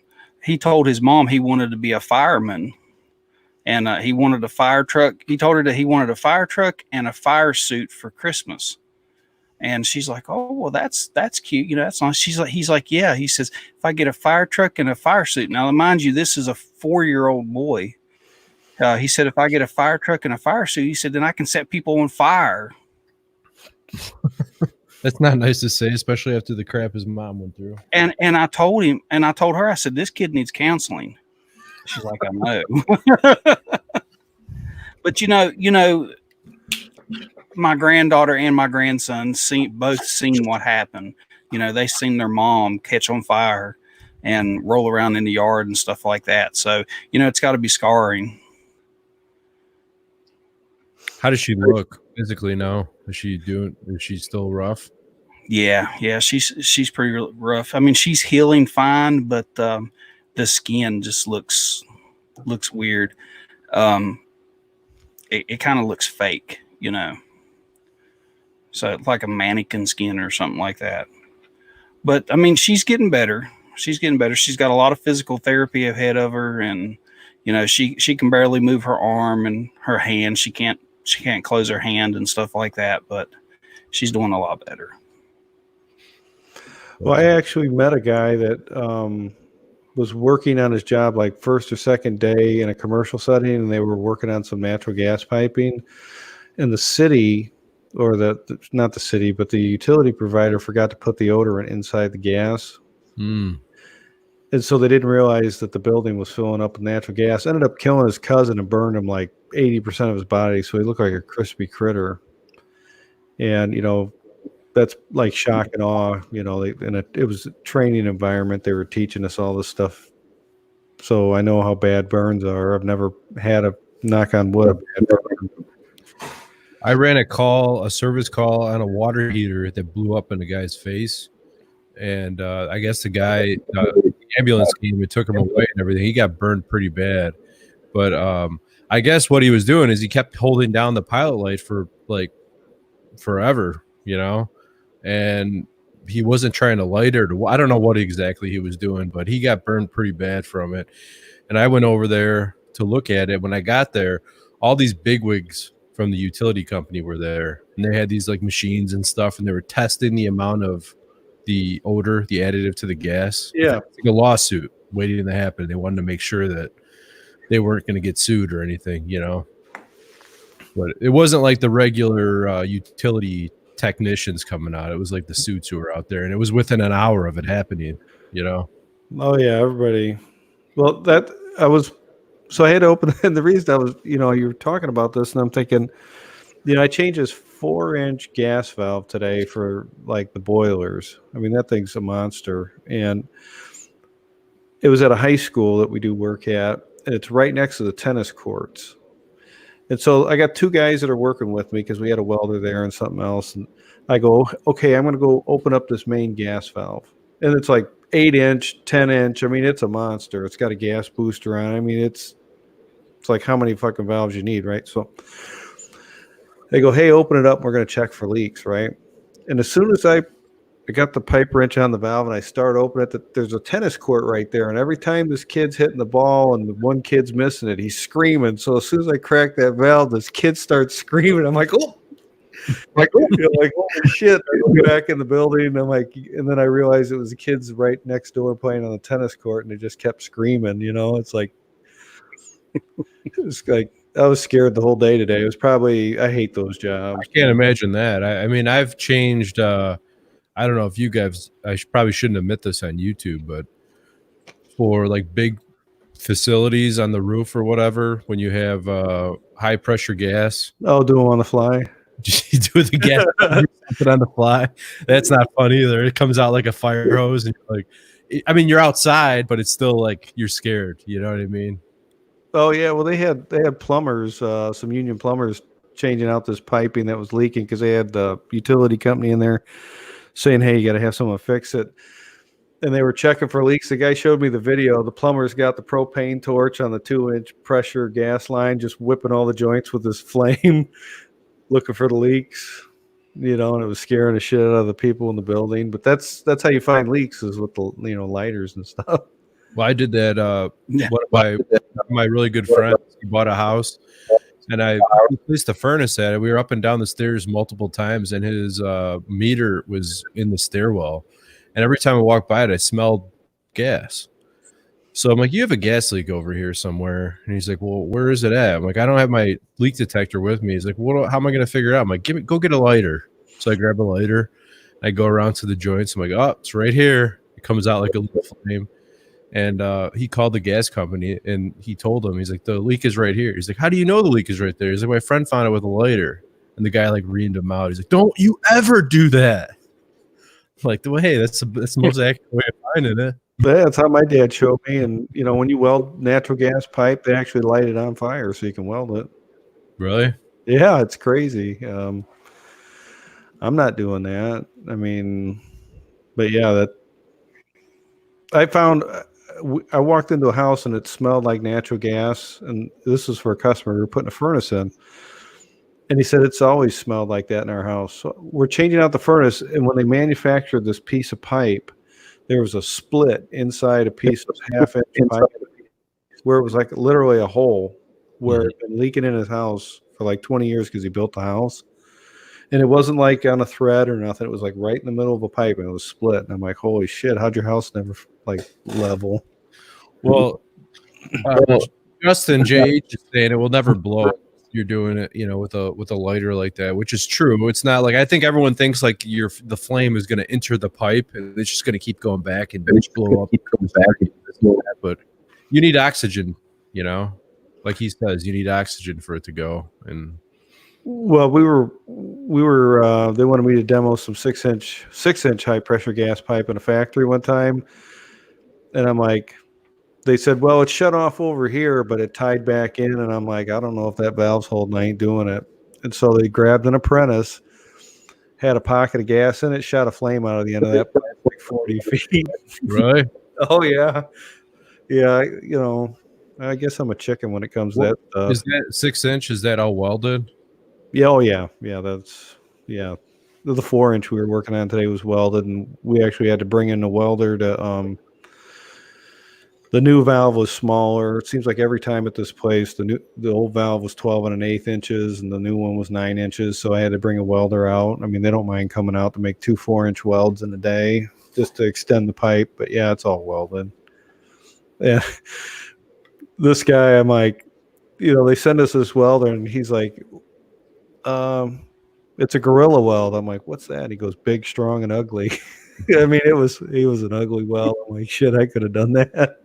You gotta see. I should pull up real quick. My brother's a pipe fitter. He works at a fab shop in New Orleans. His welds are like Slick, like a machine. Yeah, slick. Yeah. These today were horrible. He's like, I can't see. My eyes are bad. And I'm like, shit, Larry. That's his excuse. Yeah, I mean, it was horrible. I didn't say nothing. I'm like, whatever, man. Yeah, I was talking about my grandson there. He's got like this obsession with Pennywise the Clown also. And that's his mama's fault. He'll be sitting there talking about Pennywise going to come and get you and stuff like that. Hey, shit just doesn't scare him. Adam, don't you live where John Wayne Gacy's from? No, I don't remember what town he was in, but wasn't he in Des Plaines or something like that? I don't remember. I thought it was Glen Ellen. No, not Glen Ellen. I don't think, at least, maybe. I dressed one of my sons as John Wayne Gacy one year for Halloween. Don't tell my wife that John Wayne Gacy lived around here. Let's see if this shows up.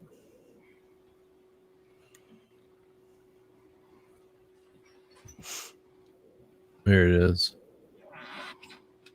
As soon as it pops up over here,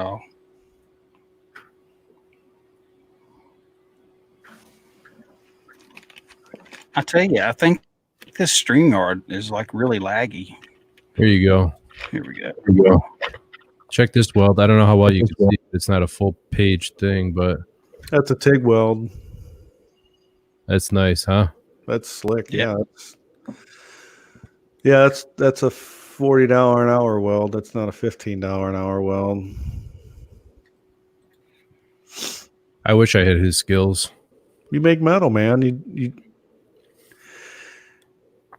I already could tell that you know how to make some fantastic metal.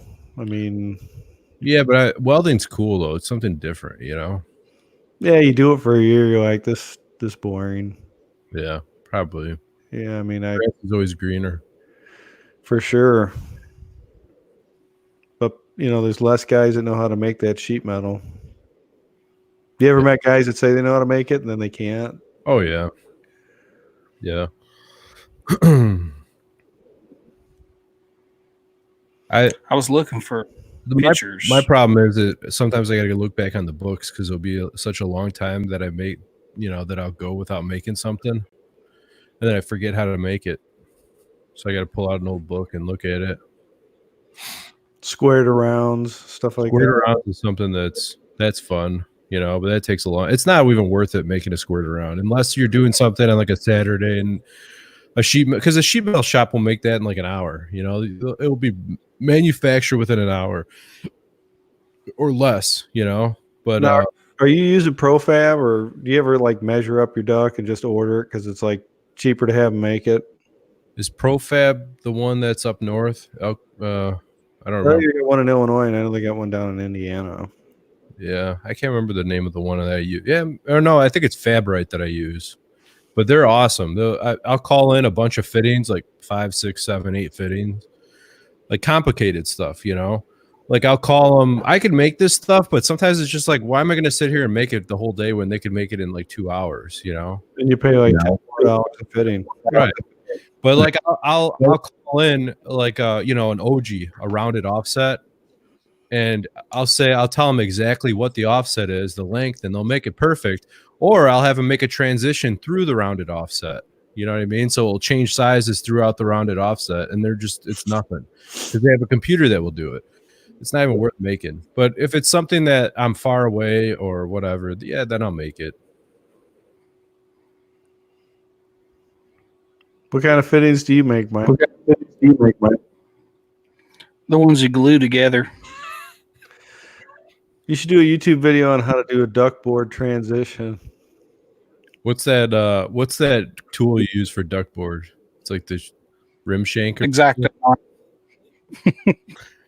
I just remember the goofy name of this tool. It was in the test. So there's like a couple towns out here that you need to take a test to have a license in. But if you have the license in one of the towns, you could work in all the towns, and they're all, you know, whatever. They're fairly difficult tests. They're on just everything, broad HVAC, and that was one of the questions on the question. Somebody's got to know in the chat. Rim shank? No, it's not a rim shank. I don't know what it is. You had to make a duct board transition with it for the No, you don't have to make it. You just got to tell them what the tool is to make it. Oh, I don't remember. I've never touched duct. The only duct board I've ever touched is duct board that I'm ripping out. There's one company in the western suburbs that everything they do is duct board. Let's see here. I'm gonna share a picture. This is kind of graphic, guys. So let's see here.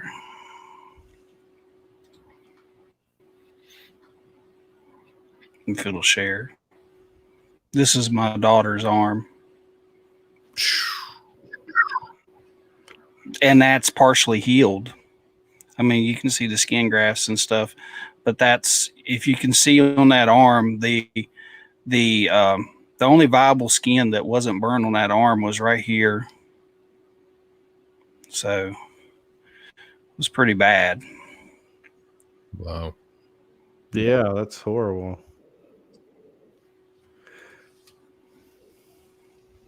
Oh, shit.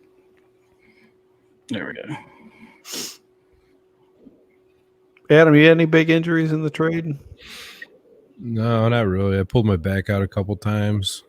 That's about it. I think I cut my hand once, and I probably should have gotten stitches, but I just wiped it with some PVC glue.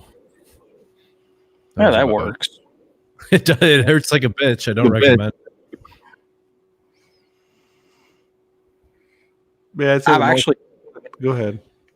I've actually got a tube of super glue I keep in the truck, so if I get cut, I can super glue it together. If we get cut pretty deep until I get to the hospital or something. You just never know. I mean, it's something you should have in your first aid kit. I was putting together just setting up a pipe vise, and there's like a tray on the bottom of them, for a chain vise. Your finger. In the little hinge, it just took a notch right out of my face. I mean, it still hurts. It's probably 6 months and it's healed, but it's still. You're talking about one of those rigid mules, right? Yeah, those are awful. I learned that very early on. Don't grab it anywhere near that tray or any of the hinges. Yeah.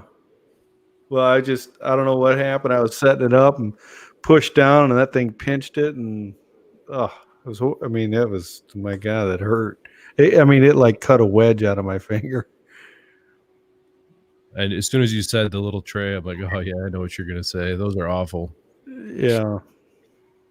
Yeah, Dave says use crazy glue and water to cure it. I mean, super glue or crazy glue, it works good if you got cut really bad. That'll keep you from bleeding to death. Or cauterize it with a torch. Yeah, that'll work too.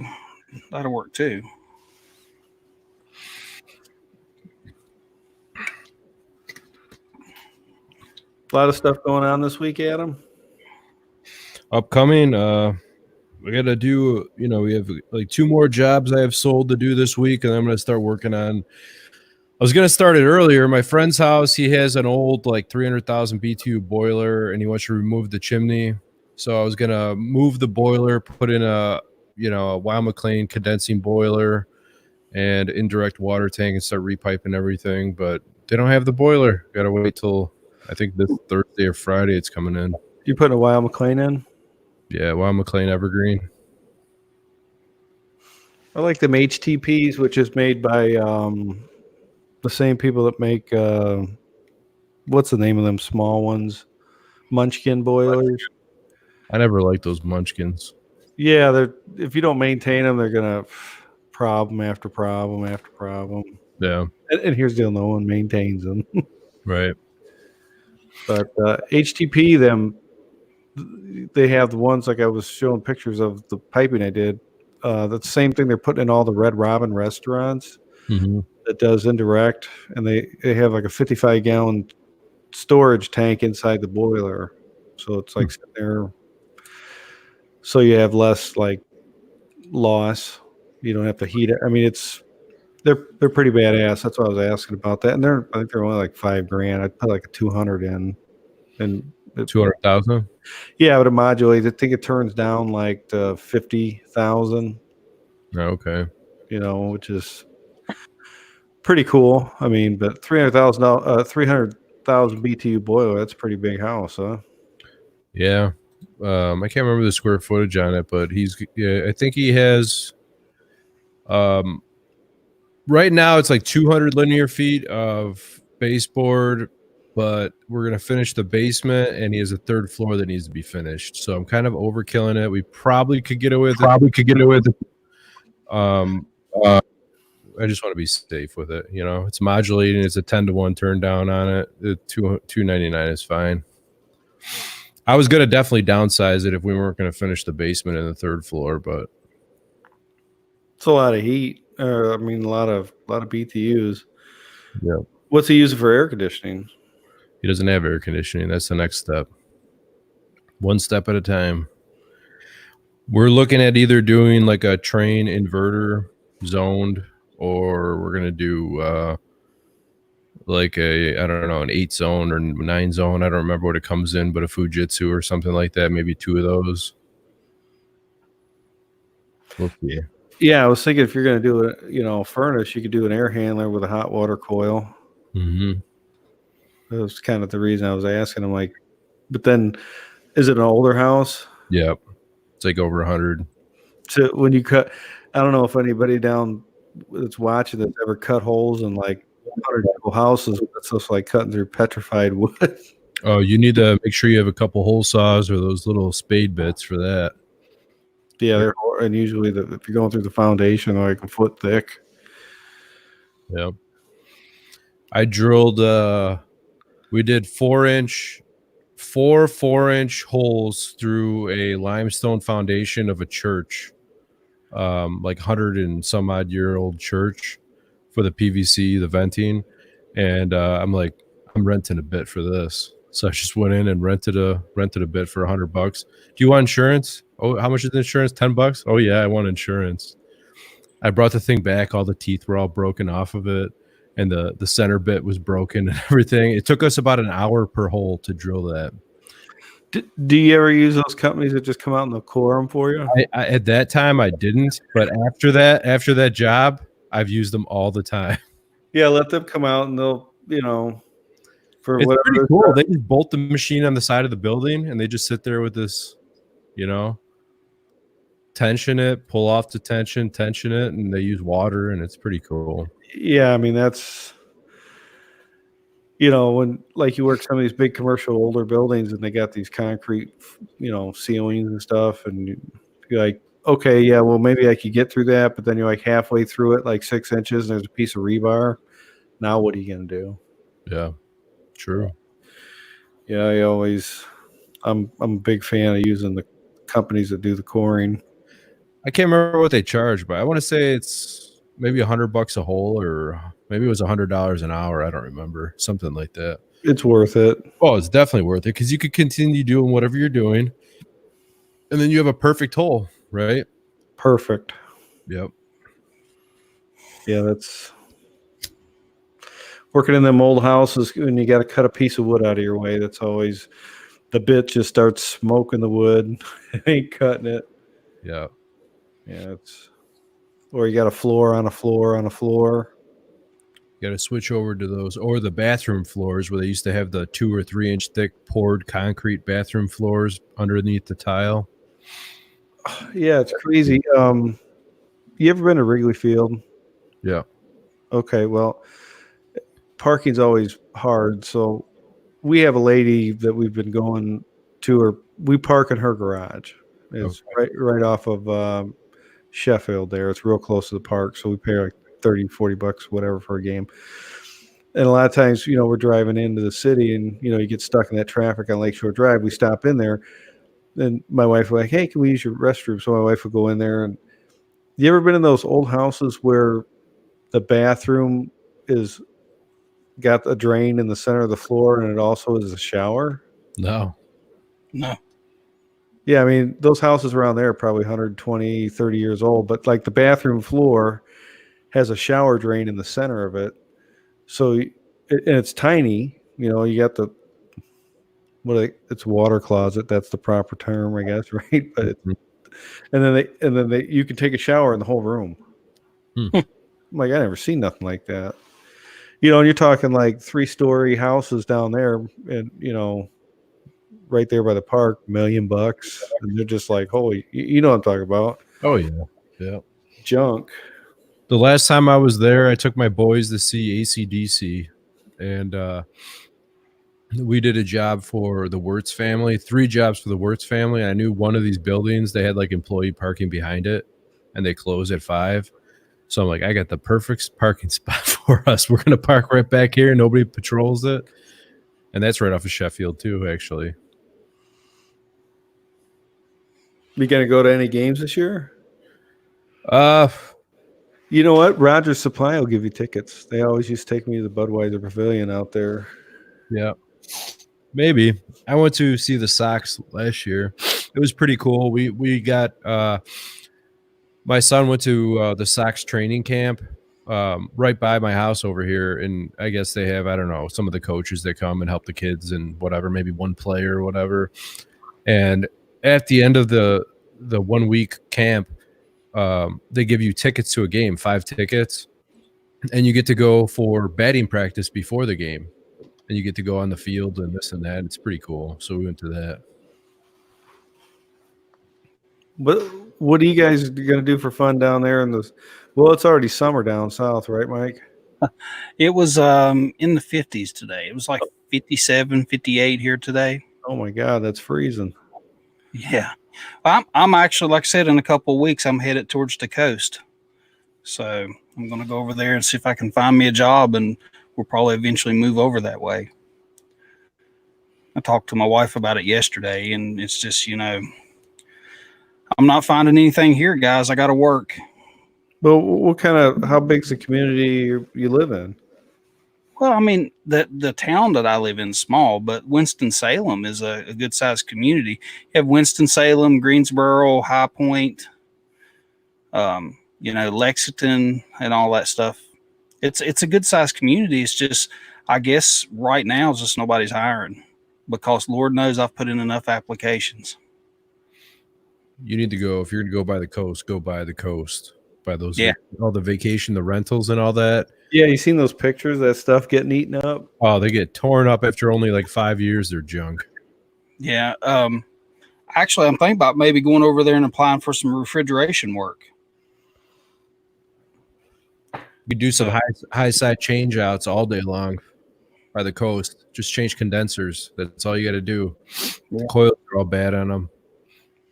Yeah, I watched a video on that. Guy's like, yeah, this is 2 years old, and if you're not taking care of it and spraying it off with regular water, the thing looked like 100-year-old condenser after 2 years on the coast. Actually, right before the show, I was kind of watching two shows. I was watching Zach's show, and then I was watching NorCal. He was live, and he was there picking the condenser apart. I mean, he said we're by the coast, and he's just pulling the fins out of it. It was just the first overtime show I actually did from North Carolina. We were at what is that called? Top Island. Mm-hmm. And the condenser there was only a couple years old, and I was looking at it. I'm like, geez. And it was a big house. They charged a lot of money for a week to rent the house, but we had a lot of people there.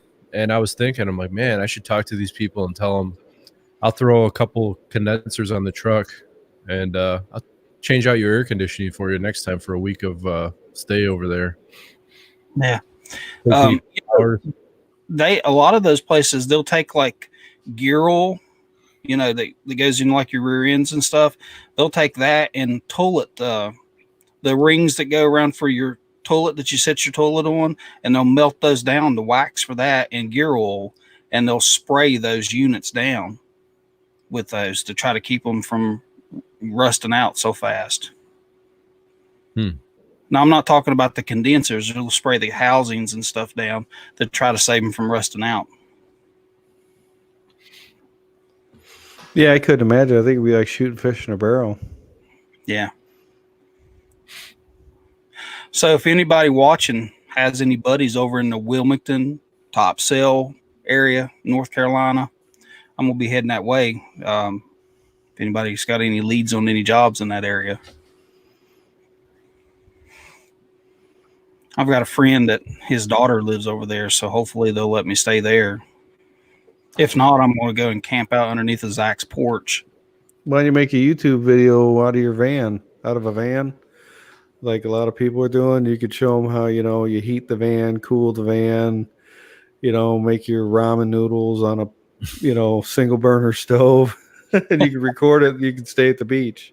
Yeah, I don't have a van. I have a pickup. I have a service truck. Yeah, put a tent on the back of it or whatever.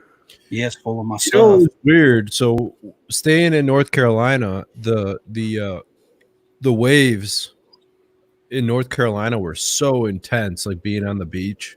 Well, they are. And then we just went. Amanda just paid for us to go to Jamaica, and the ocean there, it was like glass, which is so weird. It's just got to be the direction of the beach or whatever it is. I don't know what it is, but the entire time it was like glass in Jamaica. It was amazing. Yeah. Yeah, they're pretty. The waves are pretty intense, man. But I love it over on the coast. I really do. I like the fish and stuff like that. So I think, and my wife loves the beach, so I think over in that area we'll fit in just fine.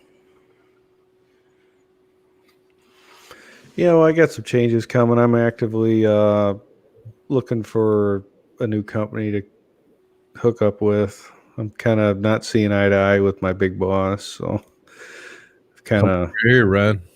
What's that? Said, come over here. Well, maybe I don't know. You ever heard of? I ain't gonna say no names, but I had like the weirdest thing happen to me, right? Because like I don't know if I shared it last time, but my my boss said, "Hey, we don't want you to make any videos at work no more." Yeah. I'm like, cool. I respect that. You asked me, I'm not going to do it. Because I'm not working for $10 an hour where I'm trying to supplement my income. It's a pretty good living here. So I stopped that, and then my boss like approaches me yesterday, and and I'm like, or the day before, and I just got done running this big project for him. No instructions. They don't tell you how much time is that thermostat job, so I knocked the job out, charged customers some extras and stuff like that. And he's like, "Man, we got to talk." I'm like, "Okay, let's talk about this." So I'm like, "Let's rip the Band-Aid off. You got something to say to me? Let's, say it, right?" So I'm thinking he's going to talk more about, I'm doing some live streams now on my channel. I'm thinking, okay, well, what's he want to talk about now? And so I'm thinking the whole time he wants to talk about YouTube because he's like, your extracurricular activity. I have no idea what he's talking about. So I've got this guy I work with. He's like, you can't be working with him all the time anymore. I'm like, what?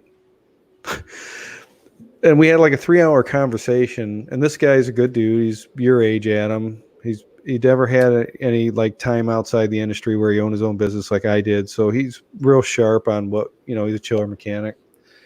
And we've kind of hit it off as friends. He just got hired in like 3 months ago. So he's telling me, hey, I can't work with him no more. But me and this guy are out there just killing it. I mean, we're doing all the big work. It's all big 2-man work, And we're sitting down and having this conversation. And he's like, and from now on, you got to let the dispatchers tell you where you're working instead of telling them what you're going to do. Because I got like a lot of big customers that I've developed with this company, right? So as I'm sitting there having this conversation with him, a text comes over from the dispatcher, shit you not, hey, can you and so-and-so work tomorrow? And I'm having like a 3-hour meeting where my boss tell me he don't think we should be working together no more. Well, did he give you a reason? Well, this guy makes like $5 more an hour.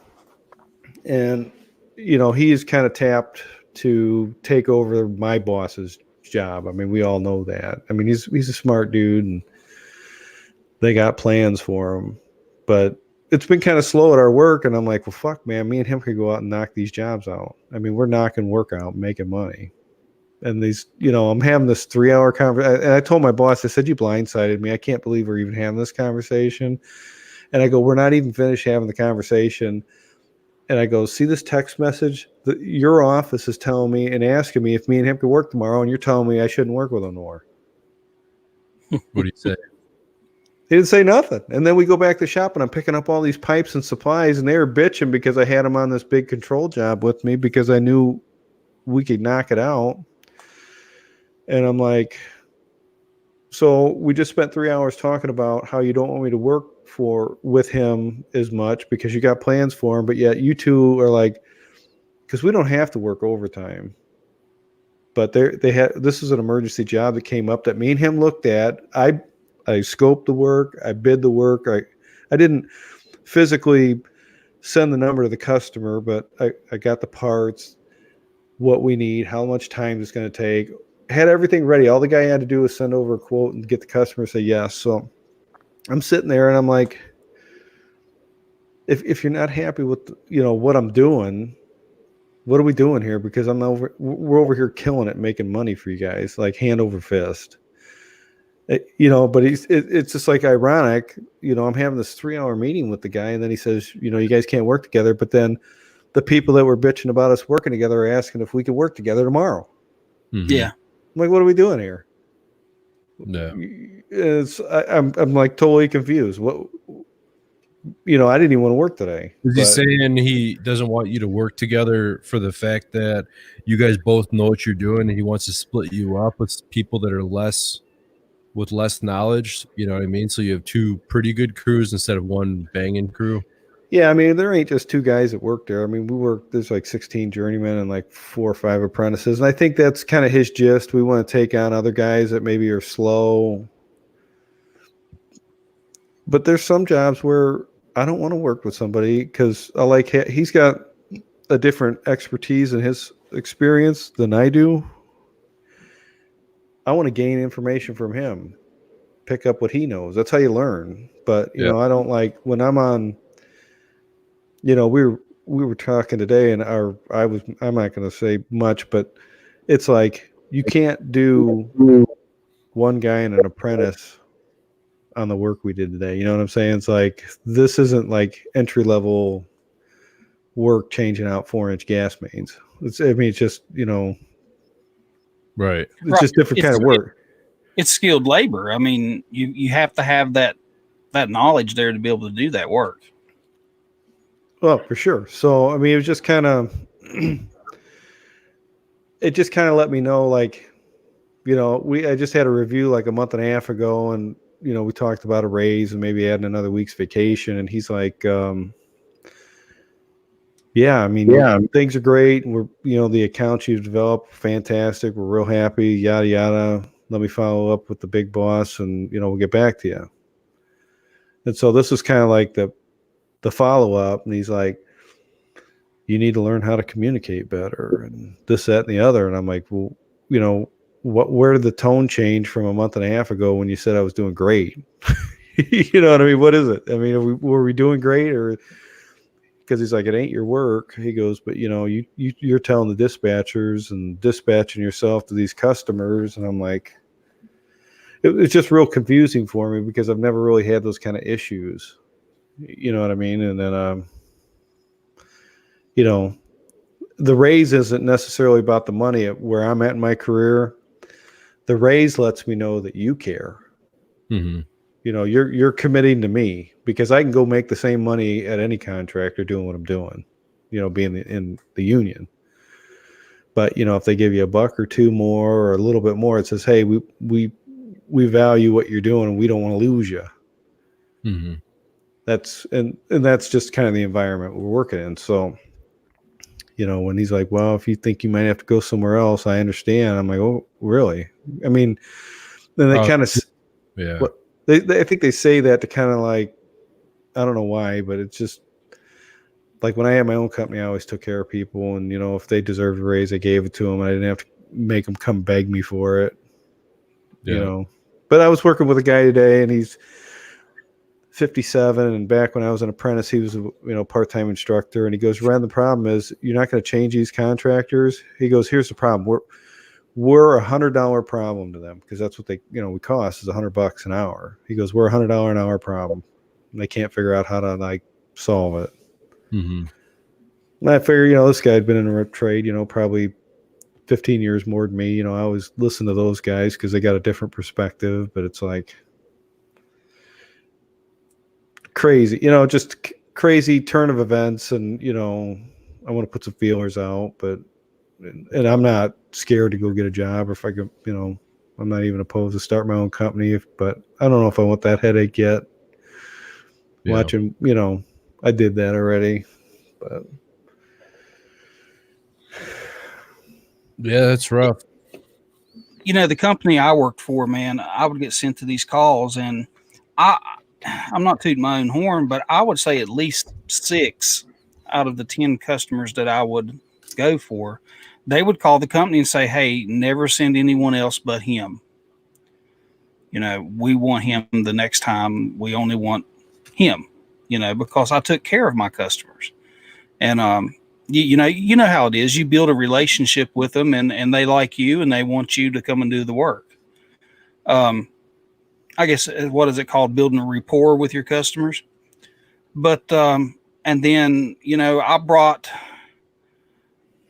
I got my company a big commercial account, and it had like, about 30, close to 30 residential accounts that were, tagged onto that also with this company. And now that I'm gone, that company's no longer going to go with them. I mean, I didn't approach them or anything like that. The guy seen me, struck a conversation with me, asked me, when was I coming out? And I said, I'm not. I said, if you call them for service, they're going to probably tell you I'm not available, but I no longer work for them. He said, well, they no longer work for me then, Oh, well, that's how it is. People want you and they want you only. And sometimes, but which they kill themselves because they'll send people that, like this company I worked for, they'll hire maintenance technicians that don't know anything about HVAC. This one guy worked in the kitchen for Taco Bell, and I hired him to be a maintenance technician. He actually got his 608 through the company. Mm-hmm. And he don't know nothing. They sent him to me one time because I had a crawl space, and I kid you not, I'm a big guy. I could not get down because you're not. You had to lift up this board, and then you drop down to a hole about 2 foot, and then you had to go into the crawl space. And I just couldn't get in that area. I mean, I tried. So they sent this one guy, and the problem was it had a bad breaker in the crawl space. And they sent him over there, and I kid you not, it took him an hour and a half to figure out how to change that breaker. And I called him. I said, "Look, and it was already after 5. I'm in overtime because this guy don't know how to change a breaker." And I called the company, and I'm like, "Hey, you need to send me somebody over here that knows how to change a breaker." Well, he's all we have. And it's just going to get worse. Yeah. There was already a shortage, and there's going to be every year it's going to get worse and worse. And I have mixed feelings about it. Wondering if we're going to be able to charge more. Is it going to drive prices up because there's going to be less people available to do the work? Or are you just going to be surrounded by more knuckleheads? I don't know. I seen a thing on Facebook where they were talking about the electricians. The electrician field is already 750,000 people short. I don't remember what the HVAC one is. Let me see if I could look it up. Yeah, there's a shortage for sure. Yeah, these kids these days, they don't want to go into the blue collar work at all. I'll be honest with you. I wish that I would have went into the HVAC field earlier in life. I didn't know what I was missing.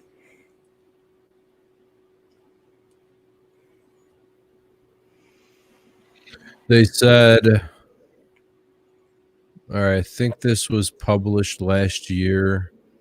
There's a 70,000 shortage for HVAC techs, and there will be a need for an additional 115,000 in the next 4 years. With the current workforce estimated to be around 230,000. Well, maybe it was 74,000 that they said that it was short on the electrician side. Well, there's a lot of guys leaving, a lot of guys retiring. Yeah, exactly. They're retiring. There's no one to replace them. Because these colleges now, they want to give you classes on hugging teddy bears because your feelings got hurt and stuff like that, Yeah, my daughter's taking an HVAC program through the college here, and they wanted to take a bunch of other classes. And I'm like, what a scam. They wanted to take these different college classes that have really nothing to do with HVAC in order to get her certificate or associates. It's just to keep the classrooms full so they can keep generating that revenue to keep them open. Yeah, so you have to take out more student loans and stuff like that, buy more books. I met with the one community college here, and then I was talking to them about their students, and then the guy offered me a job teaching there. And I'm like, well, how much would I get paid? And he's like, well, it equates to around $65 an hour. I'm like, huh. but you don't work that many hours. And I'm like, it's going to be a lot of effort. But then I was thinking maybe I could make videos and post them on YouTube of what I'm doing at the class. That would be kind of cool. But once again, it's like time. Don't really have time for that, you know? Yeah, they offered at Ivy Tech. That's a big like tech college here. Like, yeah, you could be an adjunct professor and we'll pay you 28. I'm like, not interested. I'll do that when I have a hard time walking, you know? Yeah, I just I don't know about you, Adam, but HVAC, the career for me, I've done pretty good. I mean, like it's not like there's a lot of secret to it. It's just that you want to go out and do the best job you can. And, right. and there's a lot of good techs out there that do good jobs, but when it comes to talking to people, they're just horrible. You know what I mean? True. And they make a living, but if you just have a little personality in this business, I mean, you can, you gotta be a salesman. I mean, because here's the deal. You can do all the work, but if you can't sell a customer the equipment, what are you going to, I mean, because the two different skills. Yeah, that is true. That was another problem I was having too. I would go to a customer's house, condemn a furnace and stuff like that. And then, they don't want us talking sales. As a technician, they really don't want us talking sales. So you'll refer them over to the sales department. And next thing you know, several weeks later, you get another call. You need to go back out there. The sales never got with this customer. They're losing money hand over fist. Or you recommend them for upgrades, humidifier, a light or something like that, change the filters, filter size and stuff. And then they just drop the ball. Well, I think that's a South thing, the sense of urgency. And it's just how people are down there. Like, and Adam, I mean, I was just having this conversation with somebody the other day. I said, we're at a different speed. Completely. Because I noticed that like different places I've traveled to and you call for some type of service or whatever, and they just don't get back to you or whatever. And, being that I vacation in Wisconsin in the summertime, I call them for something for my boat or whatever, a pier, whatever. And it takes them weeks to get back to you. And it's like, man, that would never happen here. It's like, yeah, it's always like if I did business like that, I'd be out of business. You'd have somebody at your house in an hour. If it was in Chicago, boom, it's done. You know what? And you can relate to this, Adam. Having just said what you said, I'm thinking if we move down to like Oklahoma or something, or just do business as usual down there, would be kill. I think you'd kill it, wouldn't you? Yeah, probably. Yeah. And it's nothing against the guys down there. It's just there's like we have a sense of urgency here. It's a little different. Like, hey, we're gonna have a blizzard tomorrow, so you better have your shit together. Yeah. Down there you don't have. Oh, you might have an ice storm once in a while or what have you, but if a customer's calling in for service and you don't answer that phone and you call them back in 5 minutes, they're like, I got a hold of somebody else. Exactly. Yep. I mean, it's just they ain't waiting. They ain't waiting a week. They ain't waiting a day. I've had people tell me, service techs, will they wait till tomorrow morning? No, they're not going to wait till tomorrow morning. Absolutely not. There's no way. Your heat's out, whatever. They're not waiting until tomorrow morning. Not going to happen. That's why you run after hour calls when it comes in. Hey, you could have a system change out. Any call you could have. I'll give you an example. This guy I posted a picture on Instagram. This guy was buying this house. He's a famous surgeon.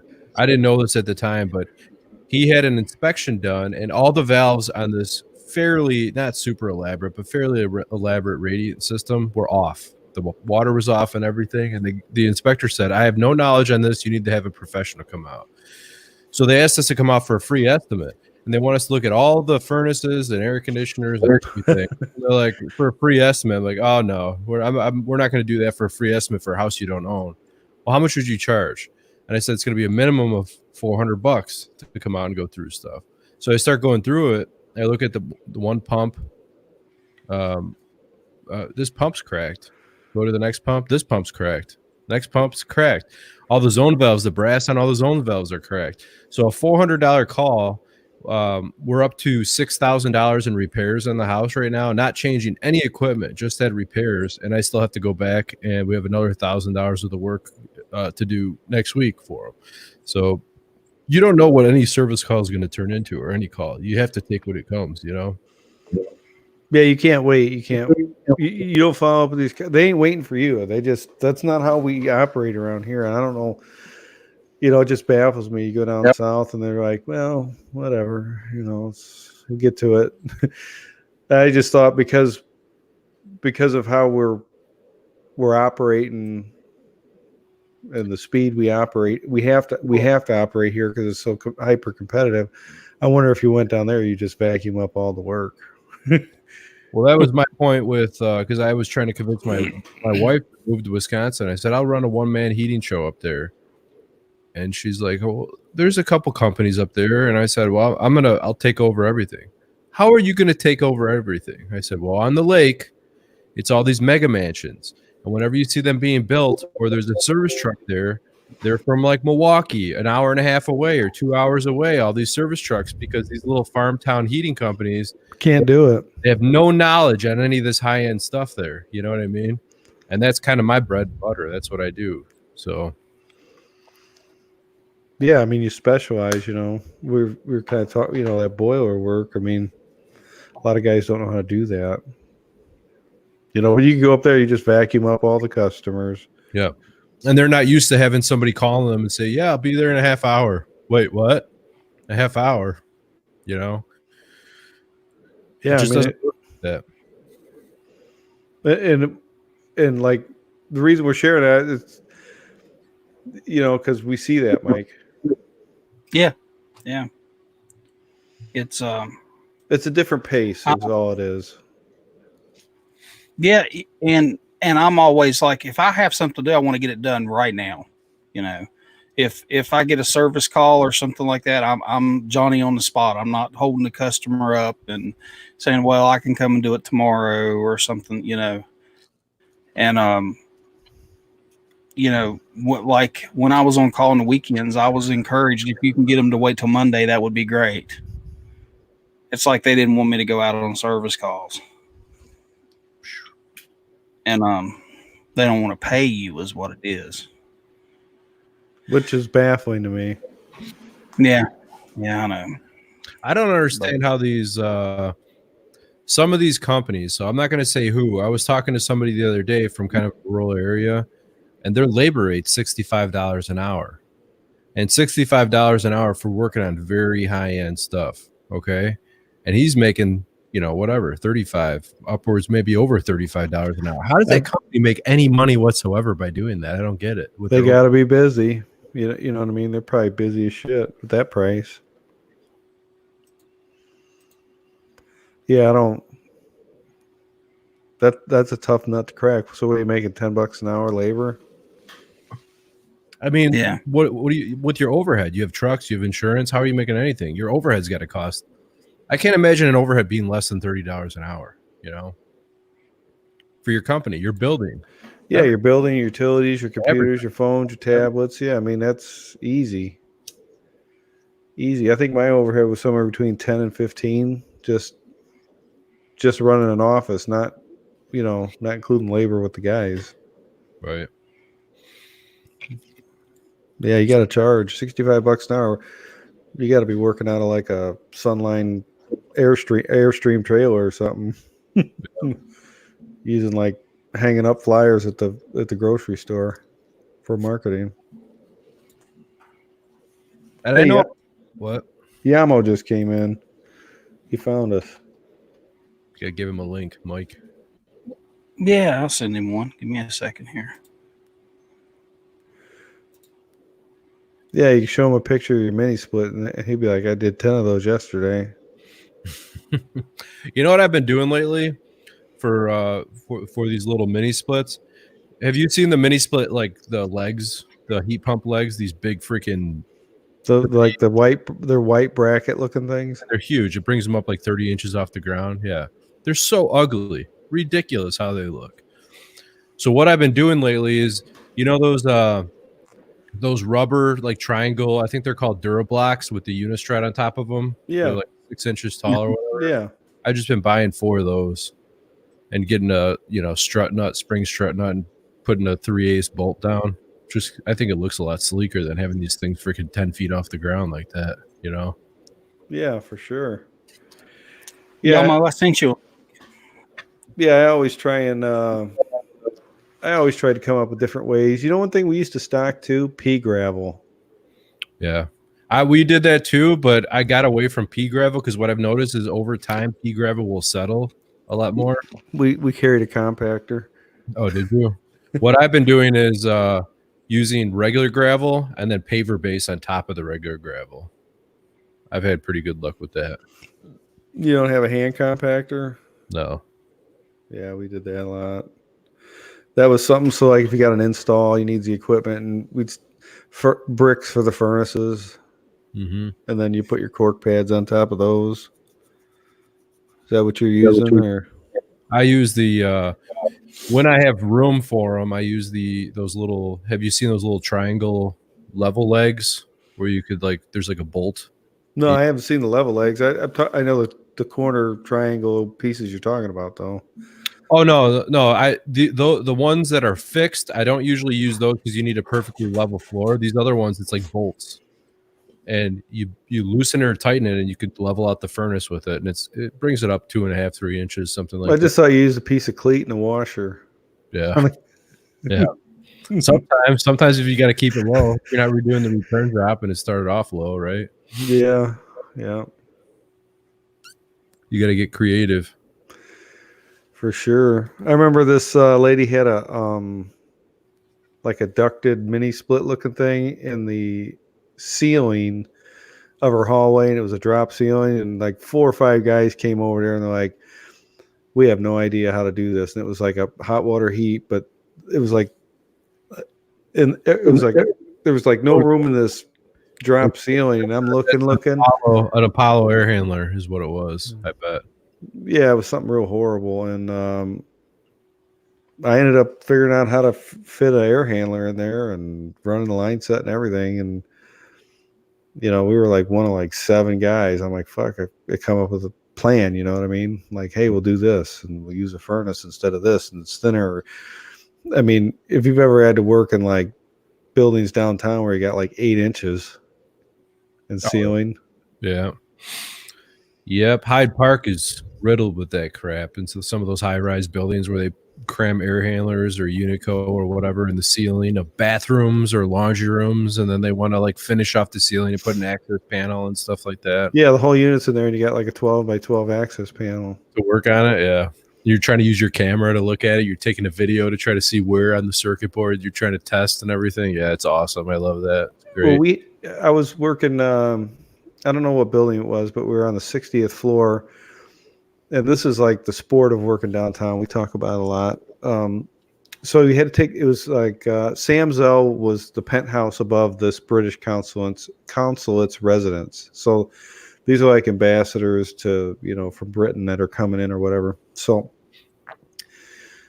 their drain pan on this air handler is leaking, and it's tucked up in a ceiling. And I'm using a mirror to try and figure out where it had a like a little hole where they had made like the coil. It must have been like a ribbon, and then they put it in there, and it had like these little half moons on the bottom. Mm-hmm. And the pressure of the air going through that little hole was causing a little splash of water like every 30 seconds. And I was like using a mirror and a flashlight off a ladder. And then because there was no parking, we'd have to take the freight elevator down 60 floors, walk 3 blocks, put $4 in the meter, take the freight elevator back up. Mm-hmm. And it was the playroom for the kids, for the ambassadors from Britain. We ended up changing out the drain pan. I think it was like $3,500 just to change. It was horrible conditions to work in, but you got the things like 8 inches. Yeah. I hate Let me them. ask you this, Adam. When you're doing like residential installs and say you're putting a system in the attic, W- on your We don't. pan, We don't you very don't do that. often. Not, Well, I don't. I'm sure you've done them though, but on your pan, okay, do you put a secondary drain on your pan? What coming out of the coil? No, just a drain on the pan itself. So if it gets I full don't of put a water, drain in the pan. No drains on my pans ever. Never. You don't even get a primary drain in my pans. Hmm. Reason being is I don't want that to be leaking for 10 years or 5 years without anyone knowing about it. I plug the pans and I put a wet switch and or a float switch in there because if there's a problem, I want to know there's a problem. Yeah, don't- before it takes the ceiling out. Right. yeah. Well, you know those wet switches, they're just so problematic though. I've never had an issue with one, to be honest with you. Maybe it's just the ones that my company used because the little brown ones. No. You got to use the Versatech, the blue ones. The hockey pucks. Yeah. Yeah. Well, they use these little brown ones that you just had like little twist screws to tighten it onto the pan, and I've went to where pans were flooded and stuff, and it'd have a wet switch there, and the damn thing didn't even work. No, the one thing I don't like about the Versatech, they're super sensitive to any moisture whatsoever. So if like you're working and you accidentally splash a drop of water on it, it trips. And then you're sitting there trying to dry it off. You're like, son of a bitch. For like an hour. Yeah. Yeah. You wanna test, because you're testing it. Yeah. Yeah. Yeah, we don't. I've put stuff in attics, but you got to be careful around here. Like if you put like a 90% furnace, because you're going to freeze the condensate in the winter. Which I've done 90%ers in the attic as well too. But I always insulate the drains and the trap, and I use that You use heat trace. the heat, what is that called? It's Ray Chem heat tape on it, and that's usually what I will do, but it doesn't happen very often at all. 1 out of every 300 jobs is something like that you would run into. I hate Most of putting the units around here are in the attics. Some of them are in crawl spaces, but most of them are in attics, and so you see a lot of different stuff. I like putting a drain on my pan though. I really do, in case there is a failure. You're not getting ceilings falling out and stuff like that. Start using Versatech, and you won't think there's going to be I would put a float switch and a wet switch, and you're not going to have a problem. I don't think. Yeah. I'd never had one problem with a wet switch ever. Yamo, what's going on, my friend? What's up, man? Look at him. He's in his PJs and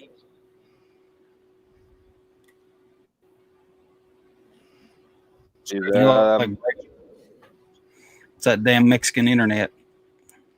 And now, our HVAC correspondent, live from Monterrey, Mexico, starring in the highly anticipated segment, Questions for Yamo.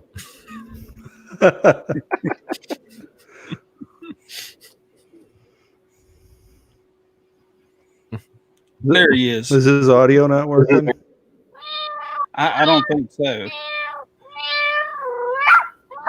Oh,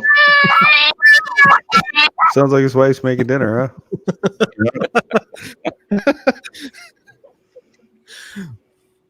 Yeah, Yamo. Renn, have you talked to Yamo before? I haven't. Yamo's a character, I'm telling you. He's a good guy. He's a mini split. If you hear you me? ever Yeah. can hear you now. See, thank you. If you ever run up to a disconnect and it's got copper pipe in it as fuses, Yamo did it. we don't need no I stinking see, fuses. Yeah, I see a lot of that here in Mexico. People putting copper instead of fuses. Yeah.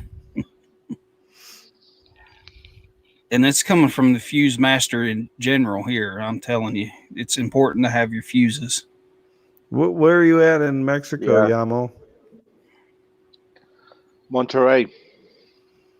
My wife's from Michoacan. Michoacan. Michoacan? What is it called? Michoacan, that's a state. Is that the same as do I just say Michoacan wrong? Is that different? No, you said it right, but with an American accent. Yeah. I'm American. Yeah, I know. Yama is about ready to come to America, though. Mm-hmm. Yeah, you can get him Yeah, a visa. What are the work visas there, Adam? Yeah.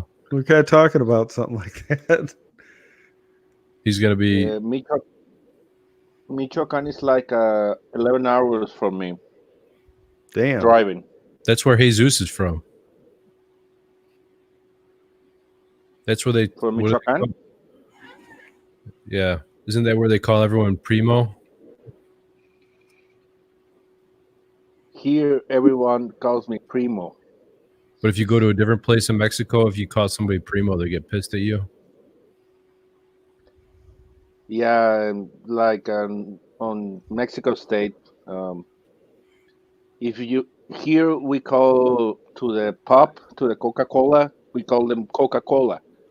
But if you go there to the Estado de Mexico, if you say give me a Coca-Cola, they laugh at you because on there they call Coca-Cola Chesco. And if you go to Laredo, Mexico, and say Coca-Cola, they think there is that thing you can smell. You ever find any of that in a mini split? No, Now, is it true that you guys chew on coca leaves when you're installing mini splits so you do it faster? what? Do you chew on coca leaves? No. One time, Yamo was doing a maintenance job, and he was at this guy's house that was not heterosexual. And Yamo's pants were falling down, and he came up behind him. He said, "Hey, man, you're looking good." And then Yamo left without getting paid, right? Yeah. He took it out in trade. Yeah, it was. I remember that episode on the show. I was telling my story, and I went into a house from a gay couple, and the main gay told me that the main gay told me, "Hey, can you check a window shaker?" Yeah, of course. But the window shaker was almost on the floor when I bent over to test the unit. The main gay started to tell me spooky stuff. I'm so glad I'm not podcast. Fuck. That there would have been like a 3-hour video here, just went to hell. Continue, Yamo. No, I prefer not to remember that episode. I hate it. He's scarred for life. Now, are you putting out more videos, Yamo?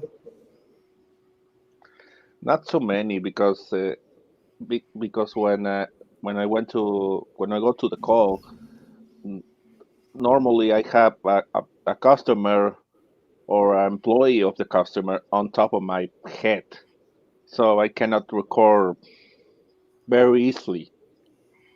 My last video, the window shaker, I recorded because the customer went into his office to answer the phone. So I took out my phone, record the unit, start it up, then turn it off, and that was the video. Now, are you monetized, It was, Yamo? No. What? Oh yeah, I remember. Here's, That one. Nice. That's something Yamo ran into. Renn. I remember that unit. It would work, right? Yeah, it works. It's a piece of shit, but it works. He didn't bolt it down, right? No. I found it that on a rooftop. That's a bigger unit, too. Just look at the fuckery involved in that. Yeah. I think what they did, they took out two compressors and take that one compressor and join the two suctions and the two discharge lines. Look at those welds. I tried to make that not too long ago on my garage, and I couldn't do it. on I couldn't. I don't know My how they did it. Yamo. My question, Yamo, over here where the plug goes, why is that burnt over there? I don't know, man. I was on that rooftop to fix another unit. I just saw that incredible piece of shit, and I decided to take a picture. He had another picture too of somebody that installed a train residential unit in an ice cream shop and it was laid down sideways. Oh, I think Oh. I have it, but I think Adam, I can send it to you, Adam. Let me look for it. Alrighty. This is turning into John Israel status. Just hang out. What? I would not say Has nothing anybody about talked to John lately? Talk No. to John? No. No, Yeah. I mean, I sent him a The message last- before the show and he didn't answer me. the last time that I talked to that guy, I sent him the link to our first show, and he said to me, "Gamo, fuck you."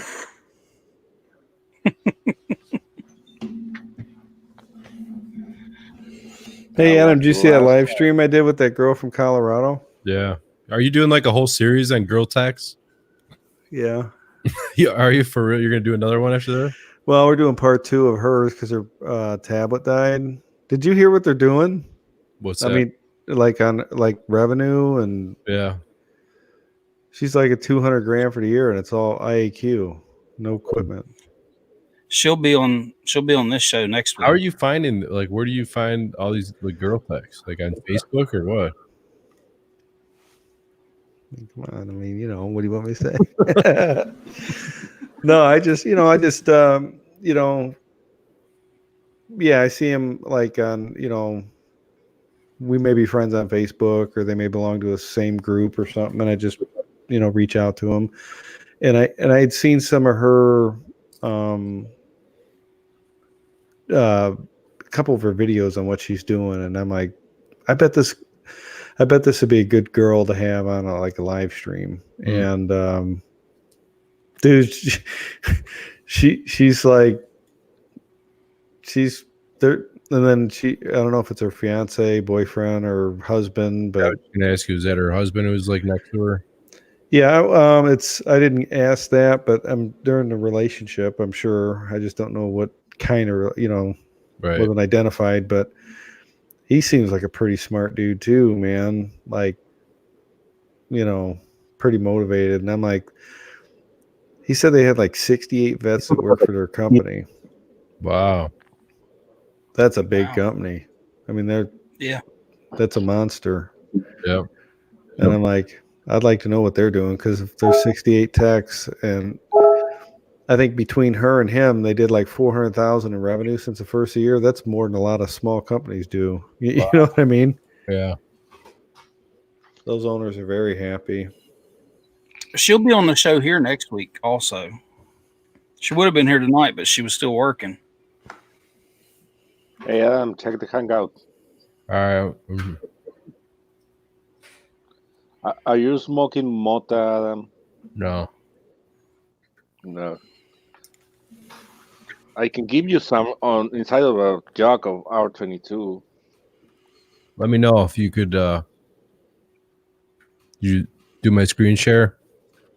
Yeah, it's up there. This looks like I a can see train XB unit right here.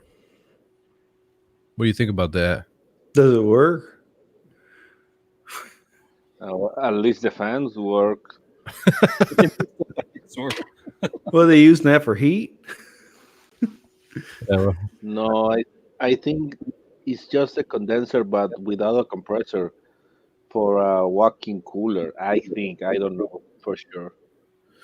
The only thing I could see is if the front area is open and they're trying to use it to suck out. Maybe the compressor's dead and they were just trying to use it to suck out the hot air out of the building or something. I don't know. Maybe, but what about the pipes or the Yeah, they tubing? do have a line set. I don't know. What do you say to that? Like, hey, I'm here for a service call. And it's like, damn. I mean, I don't know what to do with that. I would just be like, yeah, I don't know. Yeah. How did you call me? Where'd you get my name? Yeah, we don't do that. I'm sorry. No offense, but I couldn't imagine working in Mexico and going behind some of these people, like these different pictures you showed, in the past. And I'd go to the calls and be like, I don't even want to touch this. Like, what are you going to do? Anything you do is going to screw something up, right? Yeah. I want to know how I want to know how someone figured out how to do that. Are they watching YouTube to do that? I don't know, but I saw another post on Instagram that somebody hung a condenser upside down in this deck area, and they said it actually worked, but they built brackets and they flipped the condenser the right side up. So they hung the compressor inside the unit from brackets right side up and repiped it and hung the condenser upside down from the ceiling. What's the point of that? Seems like a lot of work to me. I don't know. Yeah. Hey, Adam, did he see your mini split install? Yeah, you guys see this. He's got a bunch of them that he wants you to come up here and do on vacation. Maybe if my truck can make it. It can make it, Yamo. You know your truck can. It's a Chevrolet. Now, Yamo, do you work for yourself or work for a company? I used to work for a company. I work for myself right now. Are you getting a lot of work, Yamo? Not very much. It's cold right now. All right, ready? Yep. Hold on, Let me know. You're up. All right, Yamo, you see this building? Yep. Look at this mini split I put in. Right here, you see it? Did you put that? Yeah. Hold on, let me get another picture for you. You can see, here's a better picture of the building. Holy shit. So you gotta, when you come here to work, I want you gotta do the maintenance on that for me, all right? You have to show him how he has to access the unit with the harness. See, look at that. Custom made bracket for it. 3-zone Daikin. And then let me show you. Zone Daikin it means 3 heads, right? Yeah. Or 3 inside units. So that's how you're gonna have to work on it, all right? All right. Oh fuck.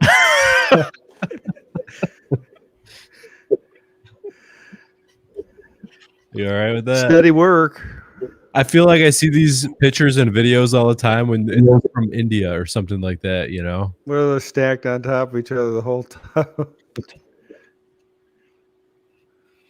Yeah. Yamo can do it. He likes heights. You can do it. If you can, I can. I didn't like what made me nervous is working on that fire escape with tools in your hand, like dropping a tool. Yeah, that's what I was scared about. I was going to show you here. Let's see.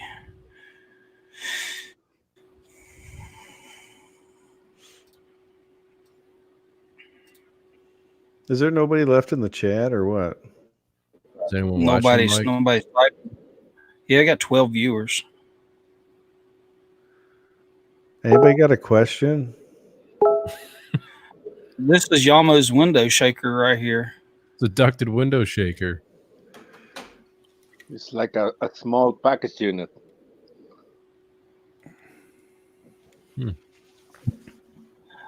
Yeah, I guess it works. I mean, I don't know how effective that is, but I saw something like that in an office in Costco, and the compressor was bad, and they want me to do like put another one in like that. I'm like, I'm not doing that. Well, the other one was all right. I'm like, yeah, it's fine. You can get somebody else to do it. I'm not doing that. You know what's a good change out? They're like the best. Hmm. Like a $1,500 PTAC. Yeah. There for 20 minutes. And Yeah, I mean, the hardest thing is if you got to change the plug. Like, I was charging a lot for a while for those little window units that slide in. That you have to use the filler, the spacer, and all that. Those are pretty easy too. I think a PTAC's easier though. you ever do any space pack? Yeah, you've probably done space packs, right? Like, like the Armstrong ones. I'm not talking like the space packs. I'm talking like the furnace and the AC all in one unit, and they're ducted, and they got the central return, like in apartments. They slide in a grill. How do you like that? No, they're not space pack. They're magic packs. Magic pack. Yeah. Yeah, you know what I was talking about. So you could deer hunt while you're How do you- filter changing, or what? Yeah. That's exactly what I was thinking. You know, I would, for some reason, think it would be a little bit easier just to run a duct than it would be to build the stilts and get that thing up there and all that, you know. But that's just me. I don't know. yeah, If you the don't- duct straight up inside the wall. I mean, you know, you see it all the time in gas stations and stuff. They'll shoot straight up the wall. Yeah. And more service friendly also.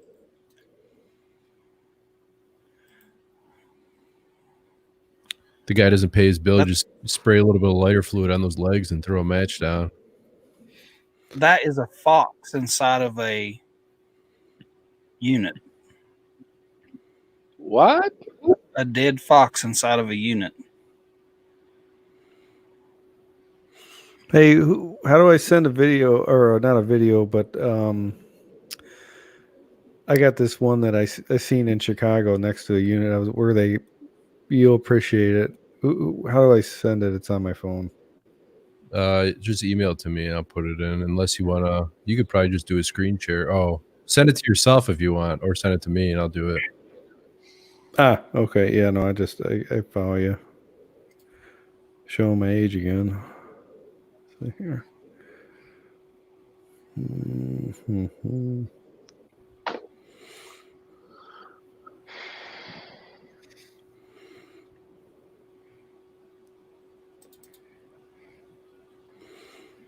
You'll appreciate this one when you see it. Let me see here.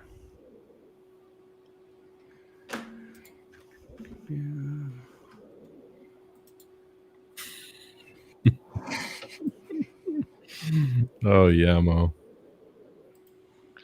I cannot see it. I'm just thinking there's been a couple hangouts where Yamo leaves his computer on in the hangout. And then I'd wake up at 5 o'clock in the morning. I look at my computer and it shows that Yamo's still connected to the hangout. So What I is go that? back- Twice. That's so I go in there, I click on it at 5 o'clock in the morning. I'm like, wake up! Or one time I did a coffee grinder in the speaker. What the? Oh, what the? They cut the bricks out? Is that a package unit? Yeah.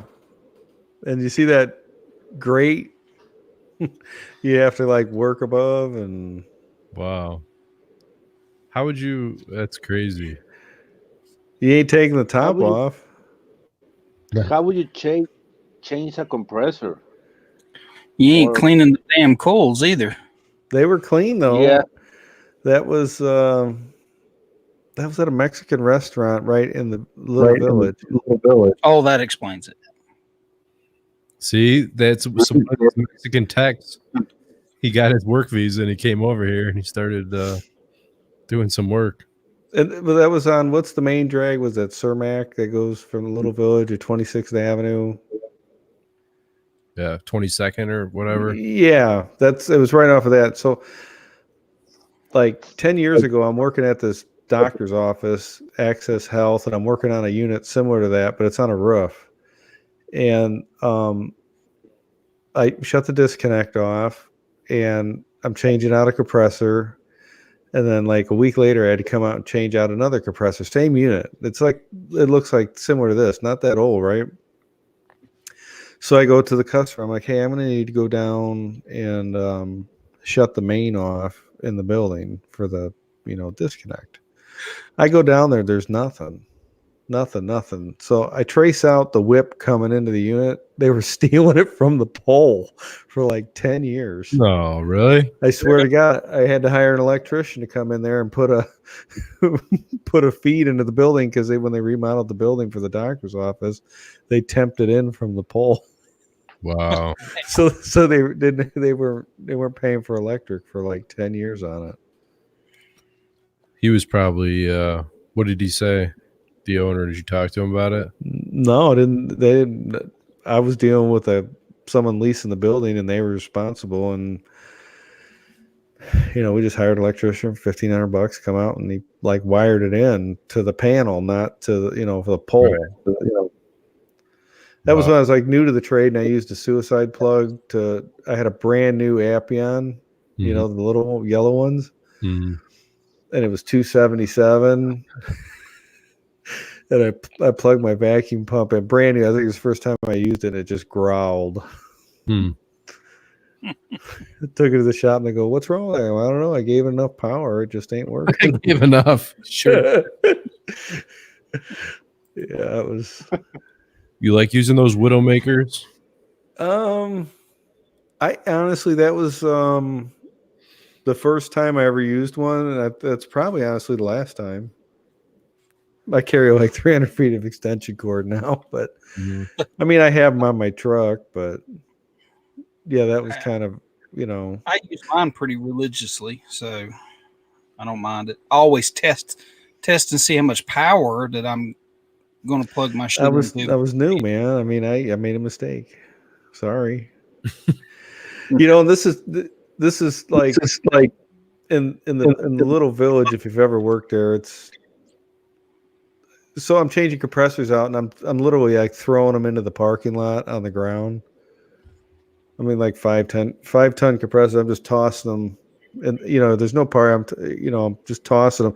Here comes little, the senior citizens with a shopping cart picking it up off the ground. Right. And they're going down the alleyway picking up scrap in a shopping cart. Another funny story. I was working in East Chicago, and we were working at a bank, and from like the project to the liquor store, it was like there was in the pavement. There was like a groove cut from people walking back and forth all day long. And I dropped like a 20 horsepower blower motor off of a rooftop on the ground, and there was this guy like trying to drag it away. It was just too heavy. And I'm like, yeah, man, I'll leave it. He goes, well, I'm going to go here. I'll be right back. And we come down off the roof, threw the ladder on the truck, and I threw it in the back of my truck. And he's like, hey, man, I wanted that motor.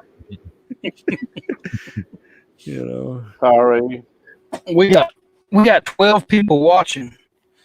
I'm going to ask the question real quick. First person to tell me how many children I said I had will win this right now. Shit, mine broke. I need one. 6. It's a. He said the first one. He didn't say you didn't qualify that. I'm talking about in chat, man. You didn't say that. Okay. You said the first person. Adam's my witness, and Yamo was here too. You didn't say that, Mike. You have to. I'll email you I'll send you my address. Your rules were not detailed. The first person, not in this conversation, but in chat, that steps up right now and tells me how many grandchildren I said I had, will win this 1,000-degree dual laser Southwire digital thermometer. It's pretty nice. I've got one. I love mine. Damn, I had one. Type it in chat. I know there's 12 people watching, so maybe they fell asleep. Yeah, I probably fell asleep. They're like, these guys are boring. I think it was a good conversation overall. Yeah. Oh, you got KC here. Yamo's in the chat. Duck worker. Is he new? KC won. I said Oh, grandchildren. fuck. I said grandchildren. I have 2 grandchildren. So, KC, I need you to email me your full name, address, and a telephone number to MTech HVAC. Let's see. What is it? No, I'm sorry. Put it on the screen or put it in the chat. Yeah, put it in here. Put it in the chat.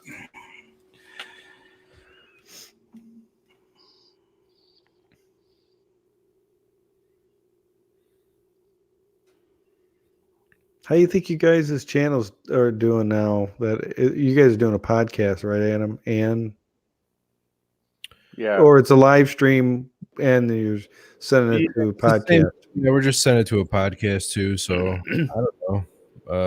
I haven't really paid attention to the podcast, but I mean, we have a long I way think to go. Bill is doing that part, Adam. I don't know. There's the email address. Email me your name, address, and a telephone number, just in case I have any problems shipping it, and I'll get it out to you.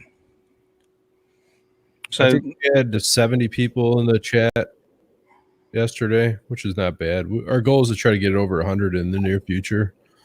we were up to over 30 tonight. Yeah, last Wednesday was like my first live. I'm like, fuck it, you want to go live? And she's like, okay. So it was kind of a little disorganized, but it was kind of never done it before. It was kind of different. Yeah. That's a pretty nice temperature gun too, man. I think the value of this is over $200. Come on. How'd you get that? If you look it up, it's a 31030S Southwire. It's 1,000-degree infrared thermometer. Who'd you steal that from? It was donated. Yeah. From Zach? I need some stuff donated. Yeah, I've been waiting. I mean, I said a few times that I was going to give it away, and it's just been sitting here. And, you know, the show's been going now, see, 10, 11, 12, 1, 3 hours and 15 minutes. And I said how many grandchildren I had over an hour ago. So I mean, KC's been sitting here watching. You just never know when we're going to give something away. Yep. Now I got to kick the chair back. KC, did you get the email address? Just let me know here in chat, man. Anybody I know that you get back up out of your recliner and come over here and type it in and Ooh. just let me know. KC. I used to have a full-out recliner. When we were doing those 6-hour streams, I'd be like kicked way back.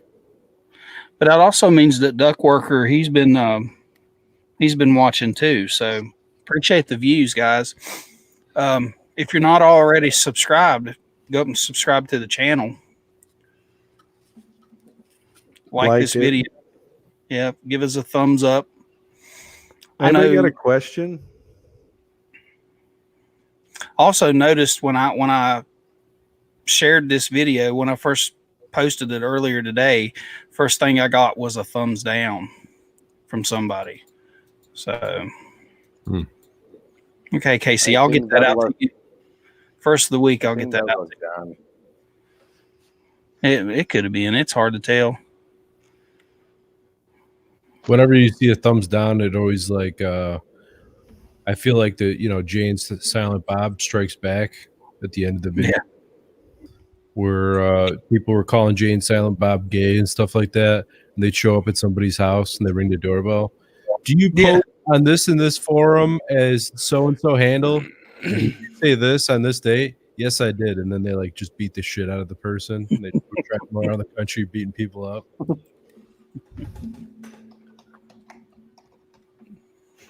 But appreciate everybody that's hung in there with us. I know that but we're down to 9 viewers now. So it was KC and Duckworker probably left. They were waiting for that prize. Yeah, they were waiting for it. Pays to wait. But I believe the last I looked that up, though, it was like over $200. Let's see here. Here, I got an idea. Why don't we do a screen share, and we'll figure out who's doing ads on Google, and we'll get anybody that's watching this video to click on people's ads From the Chicagoland area. Yeah, like All my competition. yeah, like give me a name. You pick it. I'm not. What we're here? I'll go Glen Allen. Heating and air. Probably not spelling it right. Okay, yeah, on Amazon. Let's see here. Let me go ahead and share my screen. Here's one: Adams Heating and Cooling ad. Is that you? No. You sure? It's A-Team Adam. 100%. Okay, well, let's do a screen share then. I just want to make sure. I'll say that my ads were flagged and Second. canceled Google until I called them about something. I didn't understand what it was about because they've been running for a long time. So You're not getting billed for them? not now, which is fine. I'll just let them be canceled for a while. Yeah, it's too expensive. There's It that. seems like it There's slows that down. phenomenon. We believed you, Mike. We were just giving you a hard time. There's that. $249.95 on that. Yeah, $249.95. So I guess it pays to hang in at 1 to 1:15 in the morning. So now we're going to click all the ads on Google. Yeah, so what I did is I went I probably spelled it wrong. Glen Allen Heating and Air. I don't even think you're in Illinois because I never heard of any of these. Okay. Well, 877. is that, am I spelling Glen Allen right? ELLYN.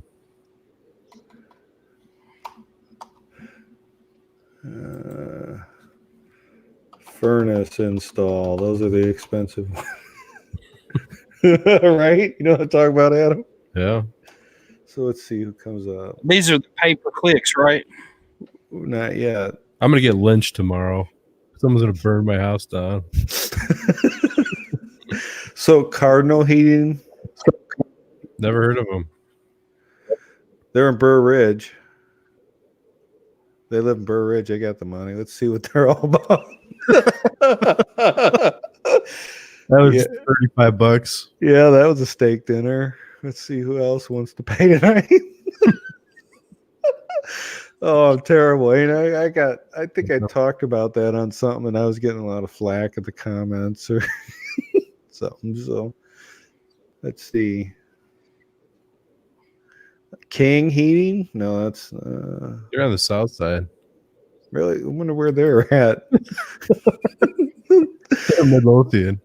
Well, actually, look at that. They must have two locations. 219 area code. They're in your Wow, look at that. New furnace installation as low as $17.95. Yeah. It's Indiana. There's why you're so slow. Well, they're just aggressive. They're getting some calls from people clicking on their ads. Yeah, I just burned like $75 worth of two budgets, right? Yep.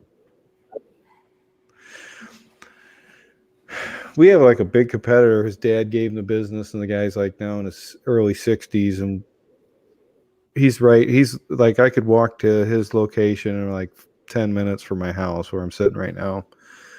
And he's a big Lennox dealer, and I was going to be a Lennox dealer, and he put a kibosh to it when I was opening my business. And He got some clicks out of you.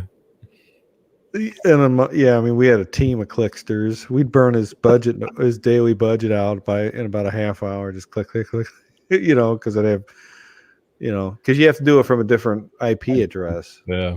So we had like teams, or you get a little competitor, like maybe like we're in Valpo, so we get one from like Michigan City. Like he's like fishing in our pond, and you see like Joe Blow's heating, one guy in a truck, and he's not even doing like pay-per-click through. He's doing like Google AdWords on his own, kind of like managing it.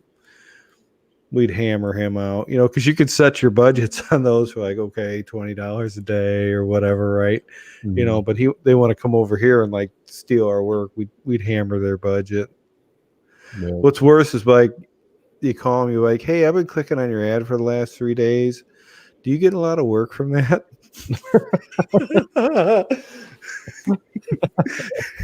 Yeah. But that's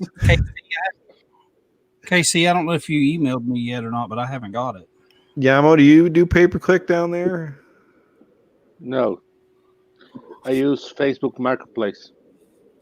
Does that work out pretty decent? On the summertime, yes. You don't have a lot of heat down there, do you? No. I just The last furnace that I see was like 8 to 9 years ago. We mostly use heat pumps down here. Up. Mini splits, package units, big split systems, What'd you have for dinner? pizza. Pizza? You live in Mexico. What? Again, KC, if you haven't emailed me, go ahead and email me, man, because I haven't got it yet. I tell Yamo, Yamo, did you have Mexican food today? I'm like, wait, it's not called Mexican food in Mexico. It's just called food. Yeah, what do you call it Yeah. in Mexico? He calls it taco.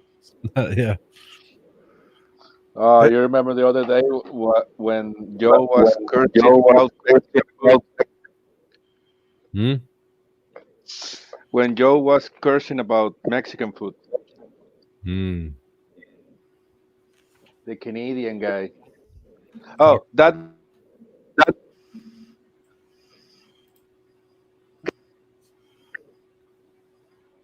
He's drinking his Coca-Cola.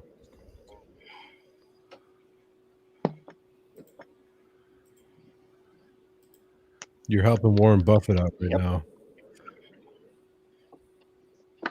I have to stop drinking.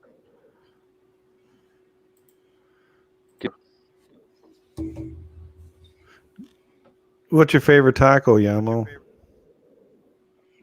Barbacoa. Yeah, it's mine too. I like that. What about the goat? You like goat? Goat? Yeah. No, I never. Hey, I found a picture on Facebook of your of your company shirt. I gotta share this, and you could tell me if Yamo's. Yamo, did you ever have? I'm not. Did you ever have cow tongue? You have company shirts, right, Yamo? No. Yeah, you do. I I don't found have this picture on your Facebook Marketplace.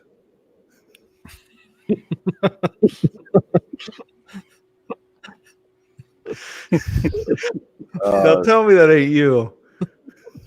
No, that ain't me. Oh, come on now. You should get that, Yamo. Yeah, that's your company shirt. I would get that shirt and send it to Yamo if it would cost me $75 to ship it.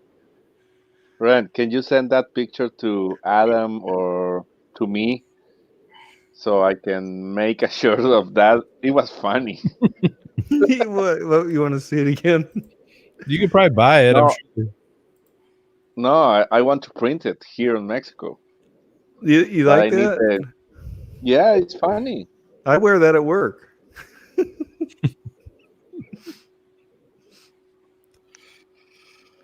Yeah, I thought that was pretty funny. I actually got two of them. Yamo probably screenshotted that. Yamo is the king of screenshots. Yeah. Where's Adam? Mike took me out. Oh, is that like muting you? What? Oh, I can do it. Yeah, remember those days when I used to mute you, Adam? I used to mute you too, Mike.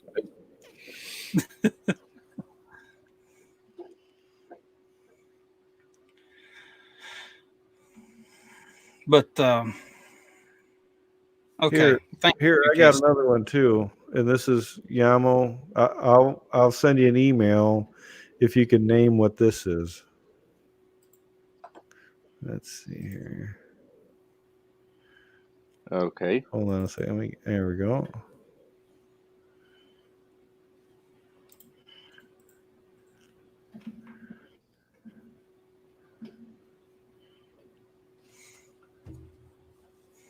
Oh, sorry about that. I got your email, Casey. Is that it says on the screen. Oh shit, that don't count. Did you ever have a cow tongue? My wife's fed me No. that. Did you ever have a brain taco? Yes, he What has. is that? Yamo, you've never had cow tongue? No. You never had That's cow good. brain? A brain taco? Yeah, from a cabrito. I had both of them before. You ever I've ate seen? cow- You ever go into the Mexican market and you see the big cow tongue sitting in there? Mm-hmm. Ugh. Well, on the United States, maybe here I don't. Well, what about like here they'll get like a cow's head and cook the head and pull the meat off of it and stuff and make tacos and stuff. Here we do that also, but only on the country area, not on the city. It's Well, more why not in common the on the country. You No, not what, in the city. can you not get a cow's head in the city? I mean, this is Mexico we're talking Well, about. Your city is like our country. Do they have taco vendors on the street corner?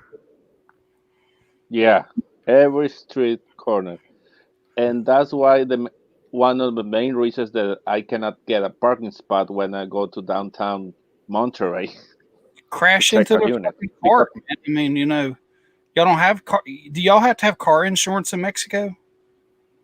yeah, You do. well, Have it's not necessary, but I don't like to get in trouble if somebody crashes me or I crash. So it's for my own protection. I do it. Do you guys have Mexican street corn? Elotes. That's what Elotes, that's right. I Hey, want to Renn, know. I want to know what what is your sauce. Facebook? My Facebook.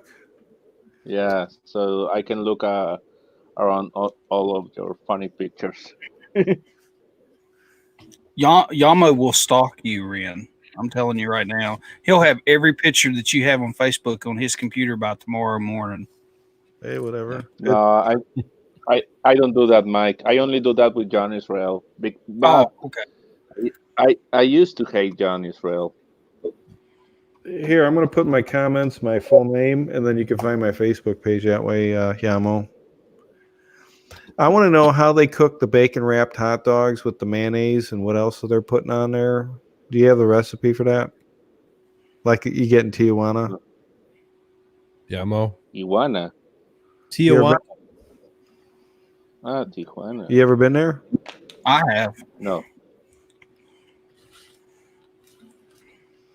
I have years and years ago. Caught a donkey show one time. You used to be able to get like $3 or 3 tacos for $1. Yamo, have you ever been or was included into a Mexican donkey show? No. Well, no. Yeah, let's turn this into a question and answer. We're going to pepper them with questions. Yeah, I mean, you never Go ahead. participated in one, Yamo? Nope. You know what I'm talking about? No. Favorite hot sauce? What's your favorite hot sauce? Homemade. Homemade, exactly. You eat Real spicy good. food? Yeah. My wife puts hot sauce on everything. What's your favorite beer? Tecate and Corona. Corona. We don't talk about Corona here in the United States, man. Do you? That's some dangerous shit. What's the red pepper stuff you put around the rim of your beer called? Not coronavirus, Hold on. Mike. It's called Tajin or something. Tajin. I go get you a bottle. Yeah, it's tajin. You put some tajin on the top of your beer and a little bit of lemon inside, and it tastes really good. Yeah, my wife buys these styrofoam cups that have it around the rims, so she could put her Bud Light lime in there. Bud Light Lime. That stuff is good. I was making for a while this guy Jaime, but he told me his name is Jamie. And I said, "Well, what's your real name?" He's like, "Well, Jaime, but I tell Americans to call me Jamie." I said, "All right." But he was a bartender at this Mexican restaurant, this high-end place, and he showed me how to make a margarita, and man, they were good. I was making those for a while. Hey, anybody know a guy named Ramones? That's Yeah, it's me. Okay. We're friends. Hey, come on over and check out my channel. I'm gonna do a Mexican interview on my channel, and it's gonna look like a guy like you. Okay. Yamo, you have to wear the sombrero. I don't have a sombrero. Oh, wait, I wait. hate those big sombreros. I know you guys don't realize this, but me and Yamo are related because he invited me over to a party at his house when I was down in Monterey. And you would not believe it, but I got a picture. Oh man, this is gonna be good. See if I can find it. We were just leaving. Here it is. And matter of fact, he let me borrow. I didn't have the clothes to wear, and he let me borrow it.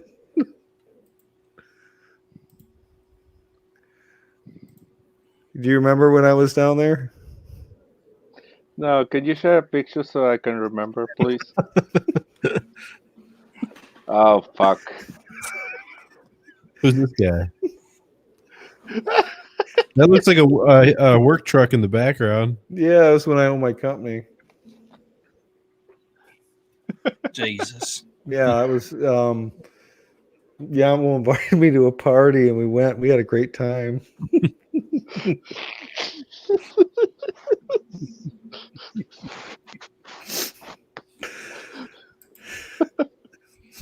You remember that? You were drunk?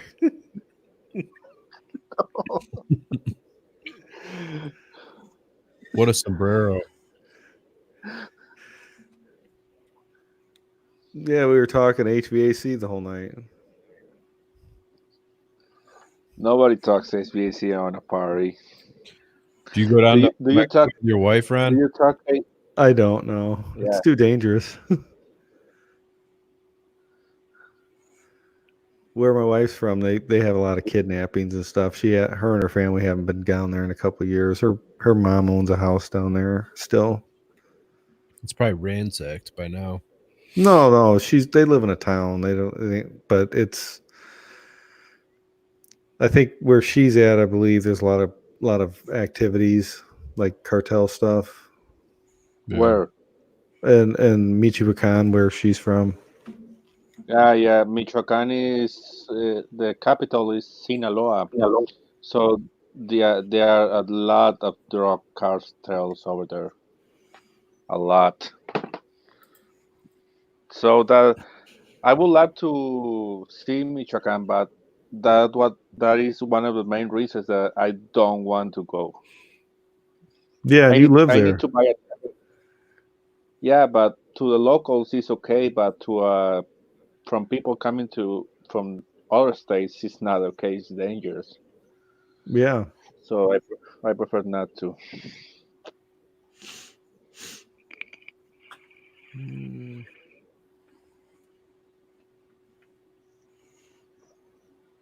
Are we able to share small videos? Yeah.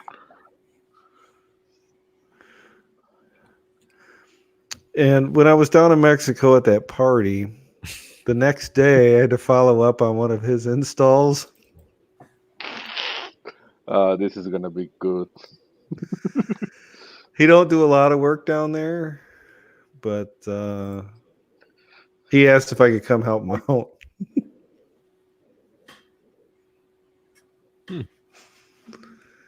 Oh shit! Seems legit. At least that coil centered.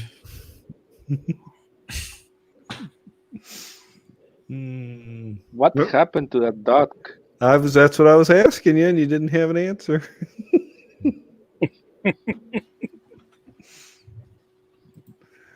You said you mainly work on, heat pumps down there, and I said, okay. Yeah, we had heat pumps, air handlers, and mini splits, package units, feed systems. Maybe I should go to Mexico and work. That'd be like well sought after down there. Yeah, you will have to climb big ladders all day, Mike. Hey, what are you trying to say? Because I'm fat, I can't climb a ladder? No, not that. I'm fat too. I'm a fat fuck. But with me, the ladder do this.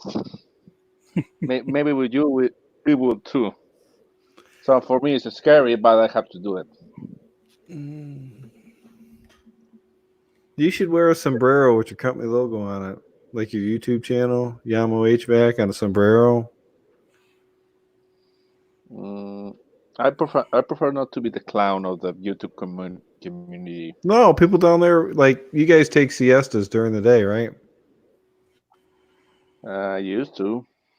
What The happened? last time I did it was 4 months ago, outside of a gas station with my engine running.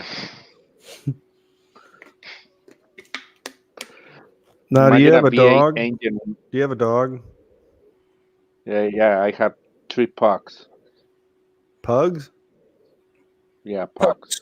He said pucks. I don't know what a pucks is, but Puck is the dog of Men in Black. so you're saying that they like save the universe and stuff like that? No, Yamo, did you know my little dog died? yeah. The little Actually, I used to have two pucks.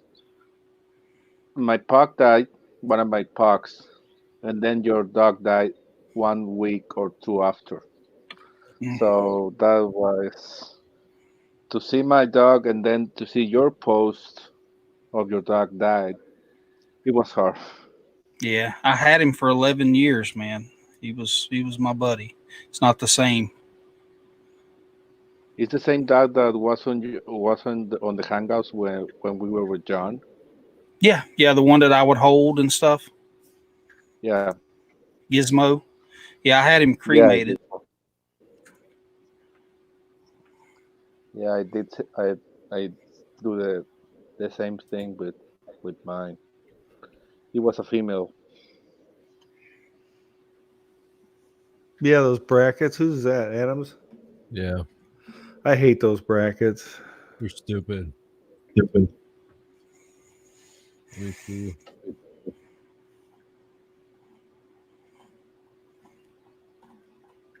Fujitsu.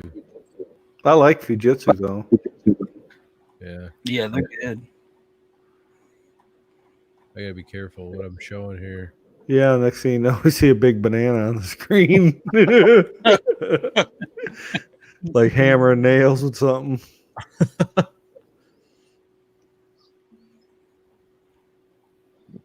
Here's here you go. You want to see some crawfish?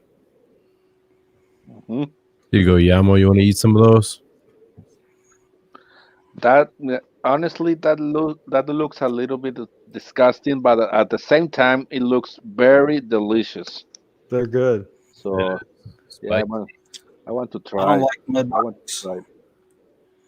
I don't like mud bugs. I just don't like them. Now, are you a Adam? are you a beekeeper? Beekeeper? Me? Anyone? Yamo, you got some bees down there? Here you go. You want to see a bee? Here's a super bee station wagon. Yeah, Puranellas inside of that. Here's a couple trains for you. No, now we're talking. Nice. Do they have biscuits and gravy in Mexico? Yeah. Do you like biscuits and gravy? Yeah. Do you make it with chorizo instead of like pork sausage? I only eat biscuits when I eat Kentucky Fried Chicken. And gravy, I only eat gravy when I eat turkey. You don't have biscuits and gravy. Well, that's what I call biscuits and gravy. Yeah, that's not biscuits and Maybe, gravy. yeah, maybe on America is different. I'll send you the recipe. I'll message you it. You just can't share it with nobody. Okay. Adam, have you ever got your debt finished? No. Hey, Adam. Yeah. This video is like 2 minutes long, and it's from the salesman. It's when I was in business in my office, and you got to listen to the whole thing. Just this guy is fucking crazy. All right. And I turned on my GoPro when he was in my office because it was like, I don't know if we share it, but you got to listen to. You got to listen to what I have to deal with people coming in my office. All right. It's funny. You playing it now? I'm not playing it. I have to screen share it, I think. Yeah, you have to make sure that you hit share audio. Okay. Ooh. Is that Yamo? Is that his neighbor? Oh, I want that. You couldn't handle that, Yamo. So, how do I share? Let's try this. How do we share the share audio? Good call, Mike. Let me know when you're ready. That's nice. It's a little horizontal.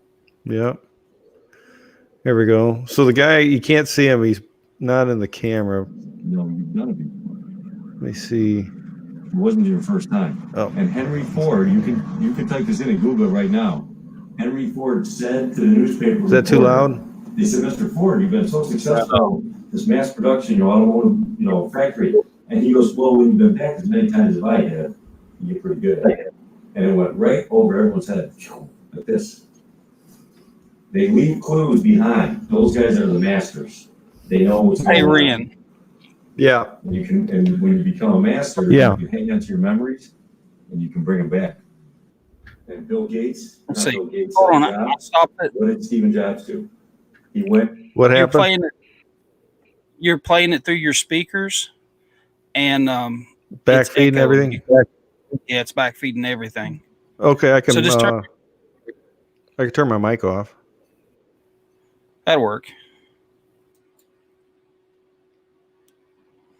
Yeah, shit. Hold on. I left. Where's your screen share at? Oh, bring back up your screen share. Have to reshare it again.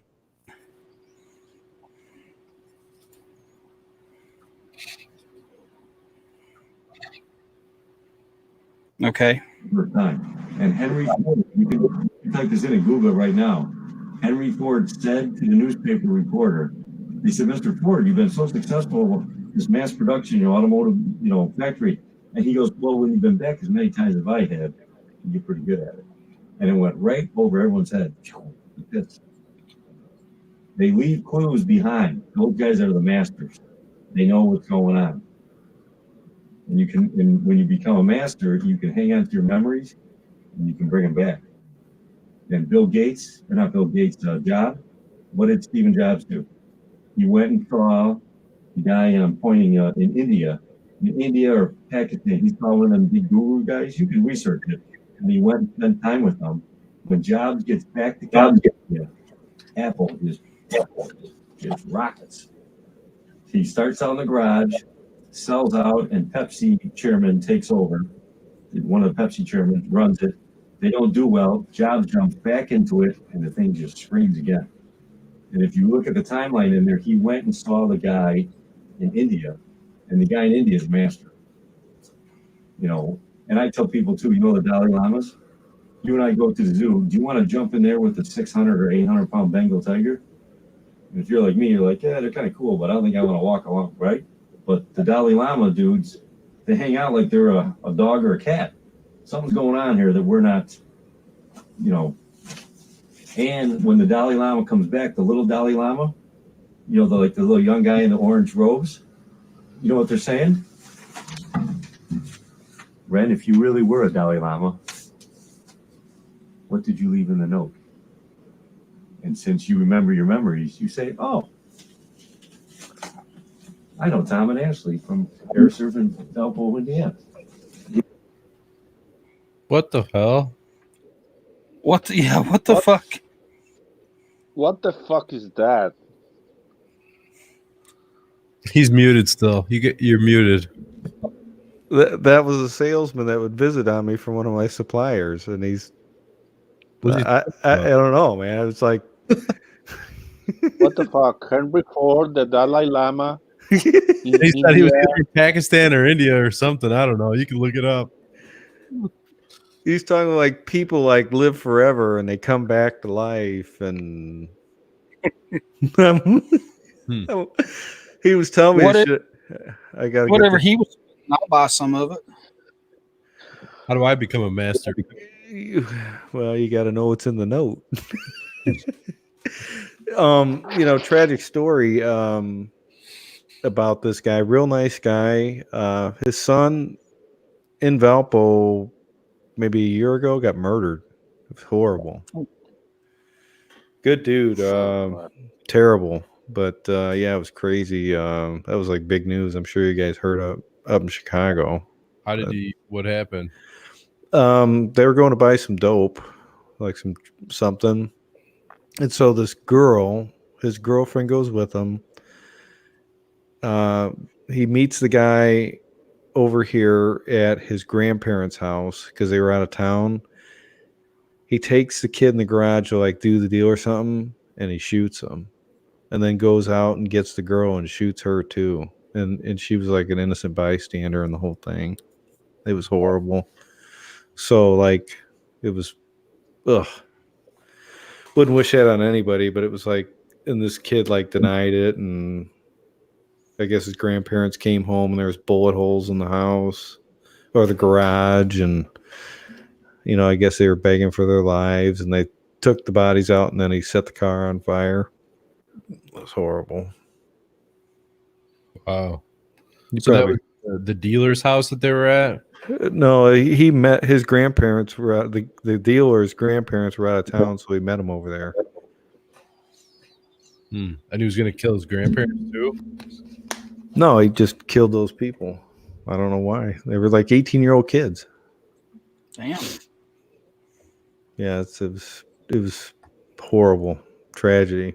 But yeah, I mean, you get all kinds of people coming into your building, you know, when you have a business and, you know, selling you stuff, and yeah.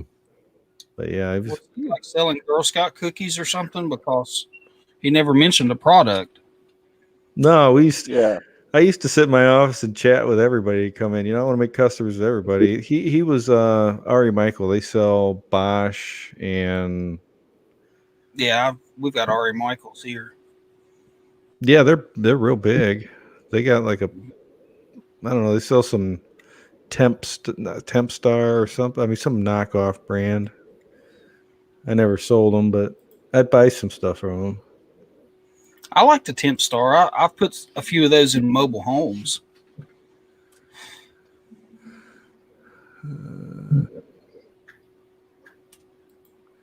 Where'd you learn English, Yamo? School. They have school.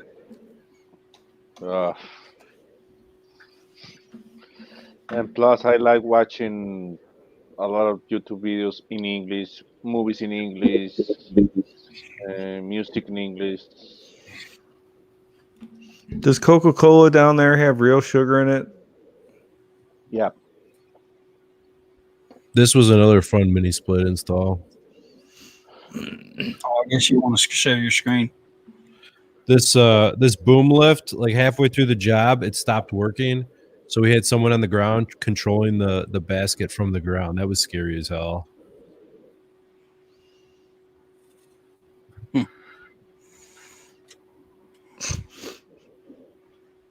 It's amazing what people will pay for that.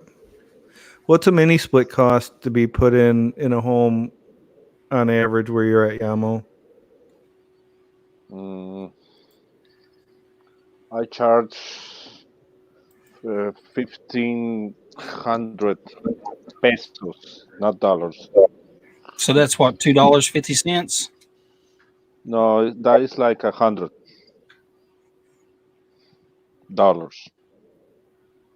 So he gets $100 our money, Ren, to install a mini split. No, Yep. we don't. He's lying. How much was that pizza you ate? $10? No. Oh, no, yes. He's telling the truth. That's what he gets. He No, charges it's true. $2. I mean, charges here, $100. an HVAC guy, unless you are the owner of a big company, you will only have a used truck and a small house. Yeah, well, if you work for somebody, what are you going to get paid an hour down there? Usually in Mexico, we don't get paid by the hour. We get paid by the day. Day, and that could be how long? 8 hours, 8 to 10 hours. 8 to 10 hours per day, at least. And what would you get for a day's worth of work? Depends on the company, but On average, I mean. a buddy of mine works for a big company, and he earns like 2,500 pesos per week. And how much is that in English or dollars? Not so much. Really, it's like $150. Well, how much per is your week. cell phone bill? Mine is 480 pesos per month. What does that mean? Yeah, how much is that in dollars? To $25 to $30. Damn. But you have a prepaid, right? No, I have a plan. Oh, you do? Yeah. What was that? Some old units. Adam's going to mess up here in a minute and show a picture of his wife all busted loose on the bed. Probably. Here's a little train one we did. Nice. I don't know. I'm running out of stuff to show.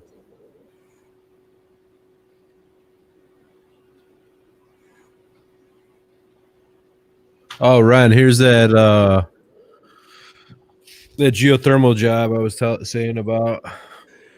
The red valves, the red Honeywell valves are high temperature, and the blue are low temperature zones. That's a nice job. I didn't do it, but I have to freaking work on it. It's a nightmare. Here's you can kind of see all the thermostats over here, all the Techmar thermostats, and all the. Fuck. Oh, For just one house? Yeah, it's not even that big of a house. It's like maybe a little less than 3,000 square feet. I bet that thing's a bitch to bleed. I haven't had to do that yet, but now you're probably gonna jinx me. Yeah, that was expensive. Yep. I thought everybody in Mexico had chihuahuas for dogs. No, I don't like chihuahuas. Hey, now. Oh shit.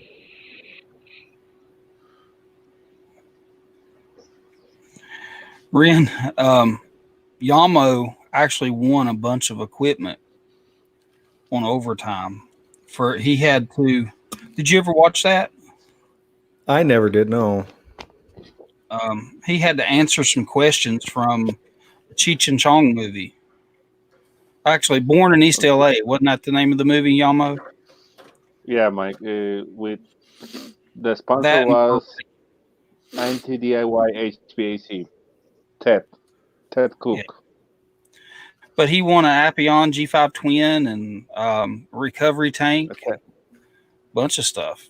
And one of our viewers actually sent him a brand new H10. Oh man, that thing is amazing. Hmm. I mean, it's a little bit of a pain to set it up, but once it's warm up, it's a real good.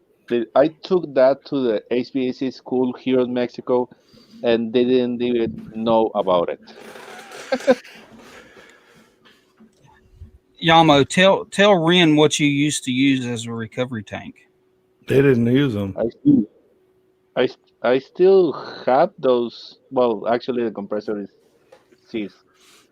I use a 20-pound gas propane tank and a compressor for my fridge to recover. Yeah, it would work. Yeah. Hey, Adam, remember I was telling you I buy these things for my equipment where I used to like they're plates and I used to screw them onto the ducts. I had them. They're like tags, but they're how people use furnace stickers. We would zip screw these to furnaces. Oh, yeah, that's pretty cool. Let me show you. I got a picture of one. And I liked them better than a sticker. We put stickers on as well. This tag right here. Where'd you get those made? There's a company in California that makes those 70 cents a piece, and they're metal. Nice. And when you screw that on a furnace, chances are the homeowner would notice if someone was trying to take it off. Yeah. And a friend of mine, retired guy, makes birdhouses, and he screwed them on birdhouses, and we'd give them away to like customers and stuff. And when he builds these barn birdhouses, now nobody will take one unless it had a sign on it because like they like the sign. Really? Yeah, it was just something different, That's cool. Yeah, I mean, he's a nice friend of mine. It just keeps him busy.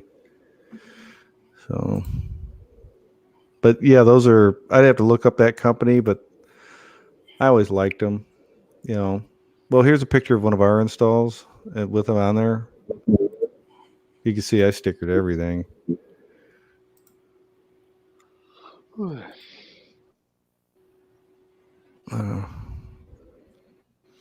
So you got a furnace sticker there, and then you see that sticker too. Mm-hmm. What's that say?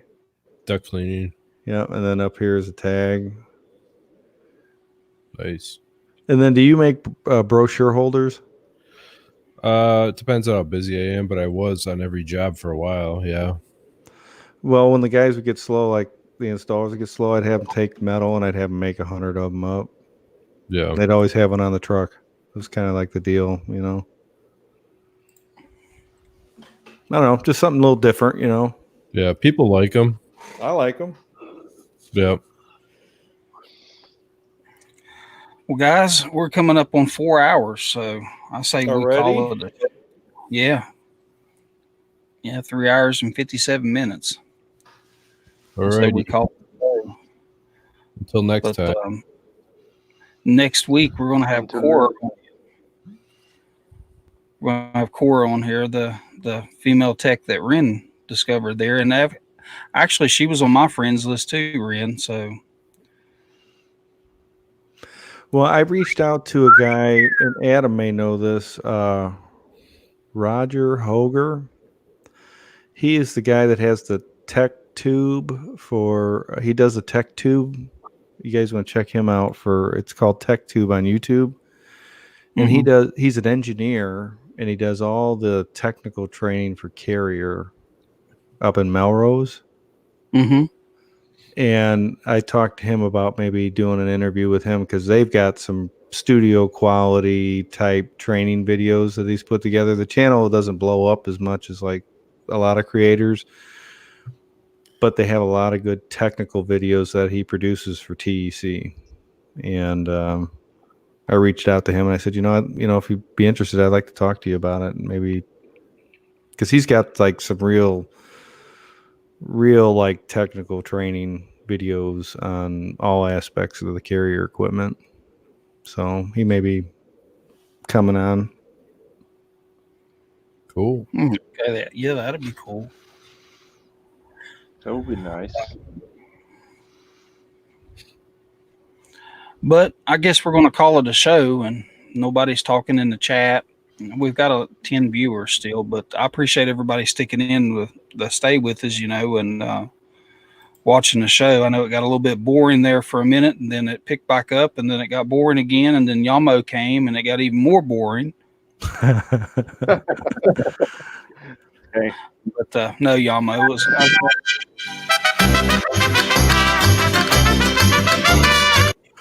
Sorry. And you But, put the what? It was good to see you, Yamo, and we'll get you back again. And Isaiah just popped out of here. I don't know where he went. He says he'll be right back. That's why we're still on here. We're waiting for him. Yeah, we waited for him for 3 hours. But yeah, it was good. It's good having you guys. And like I said, Corey will be here next week. I don't know who else is going to come. I've got a few feelers out there, but Randy's still here too. Well, I See seen if I can Chris get- was in here at the beginning, and then I said Portillo's, and then he ducked out. I don't know. Randy stays on top of me. I'm going to tell you right now, Randy messages me throughout the week asking me who's all going to be on the show and bring Adam here if Bill's going to be here. So I'll see if I can get Kristen and have both of the girls on there next week.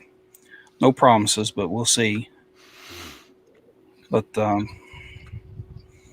like I said, anyways, it was good having everybody, and we'll catch you next week. Yeah, thanks for having me on.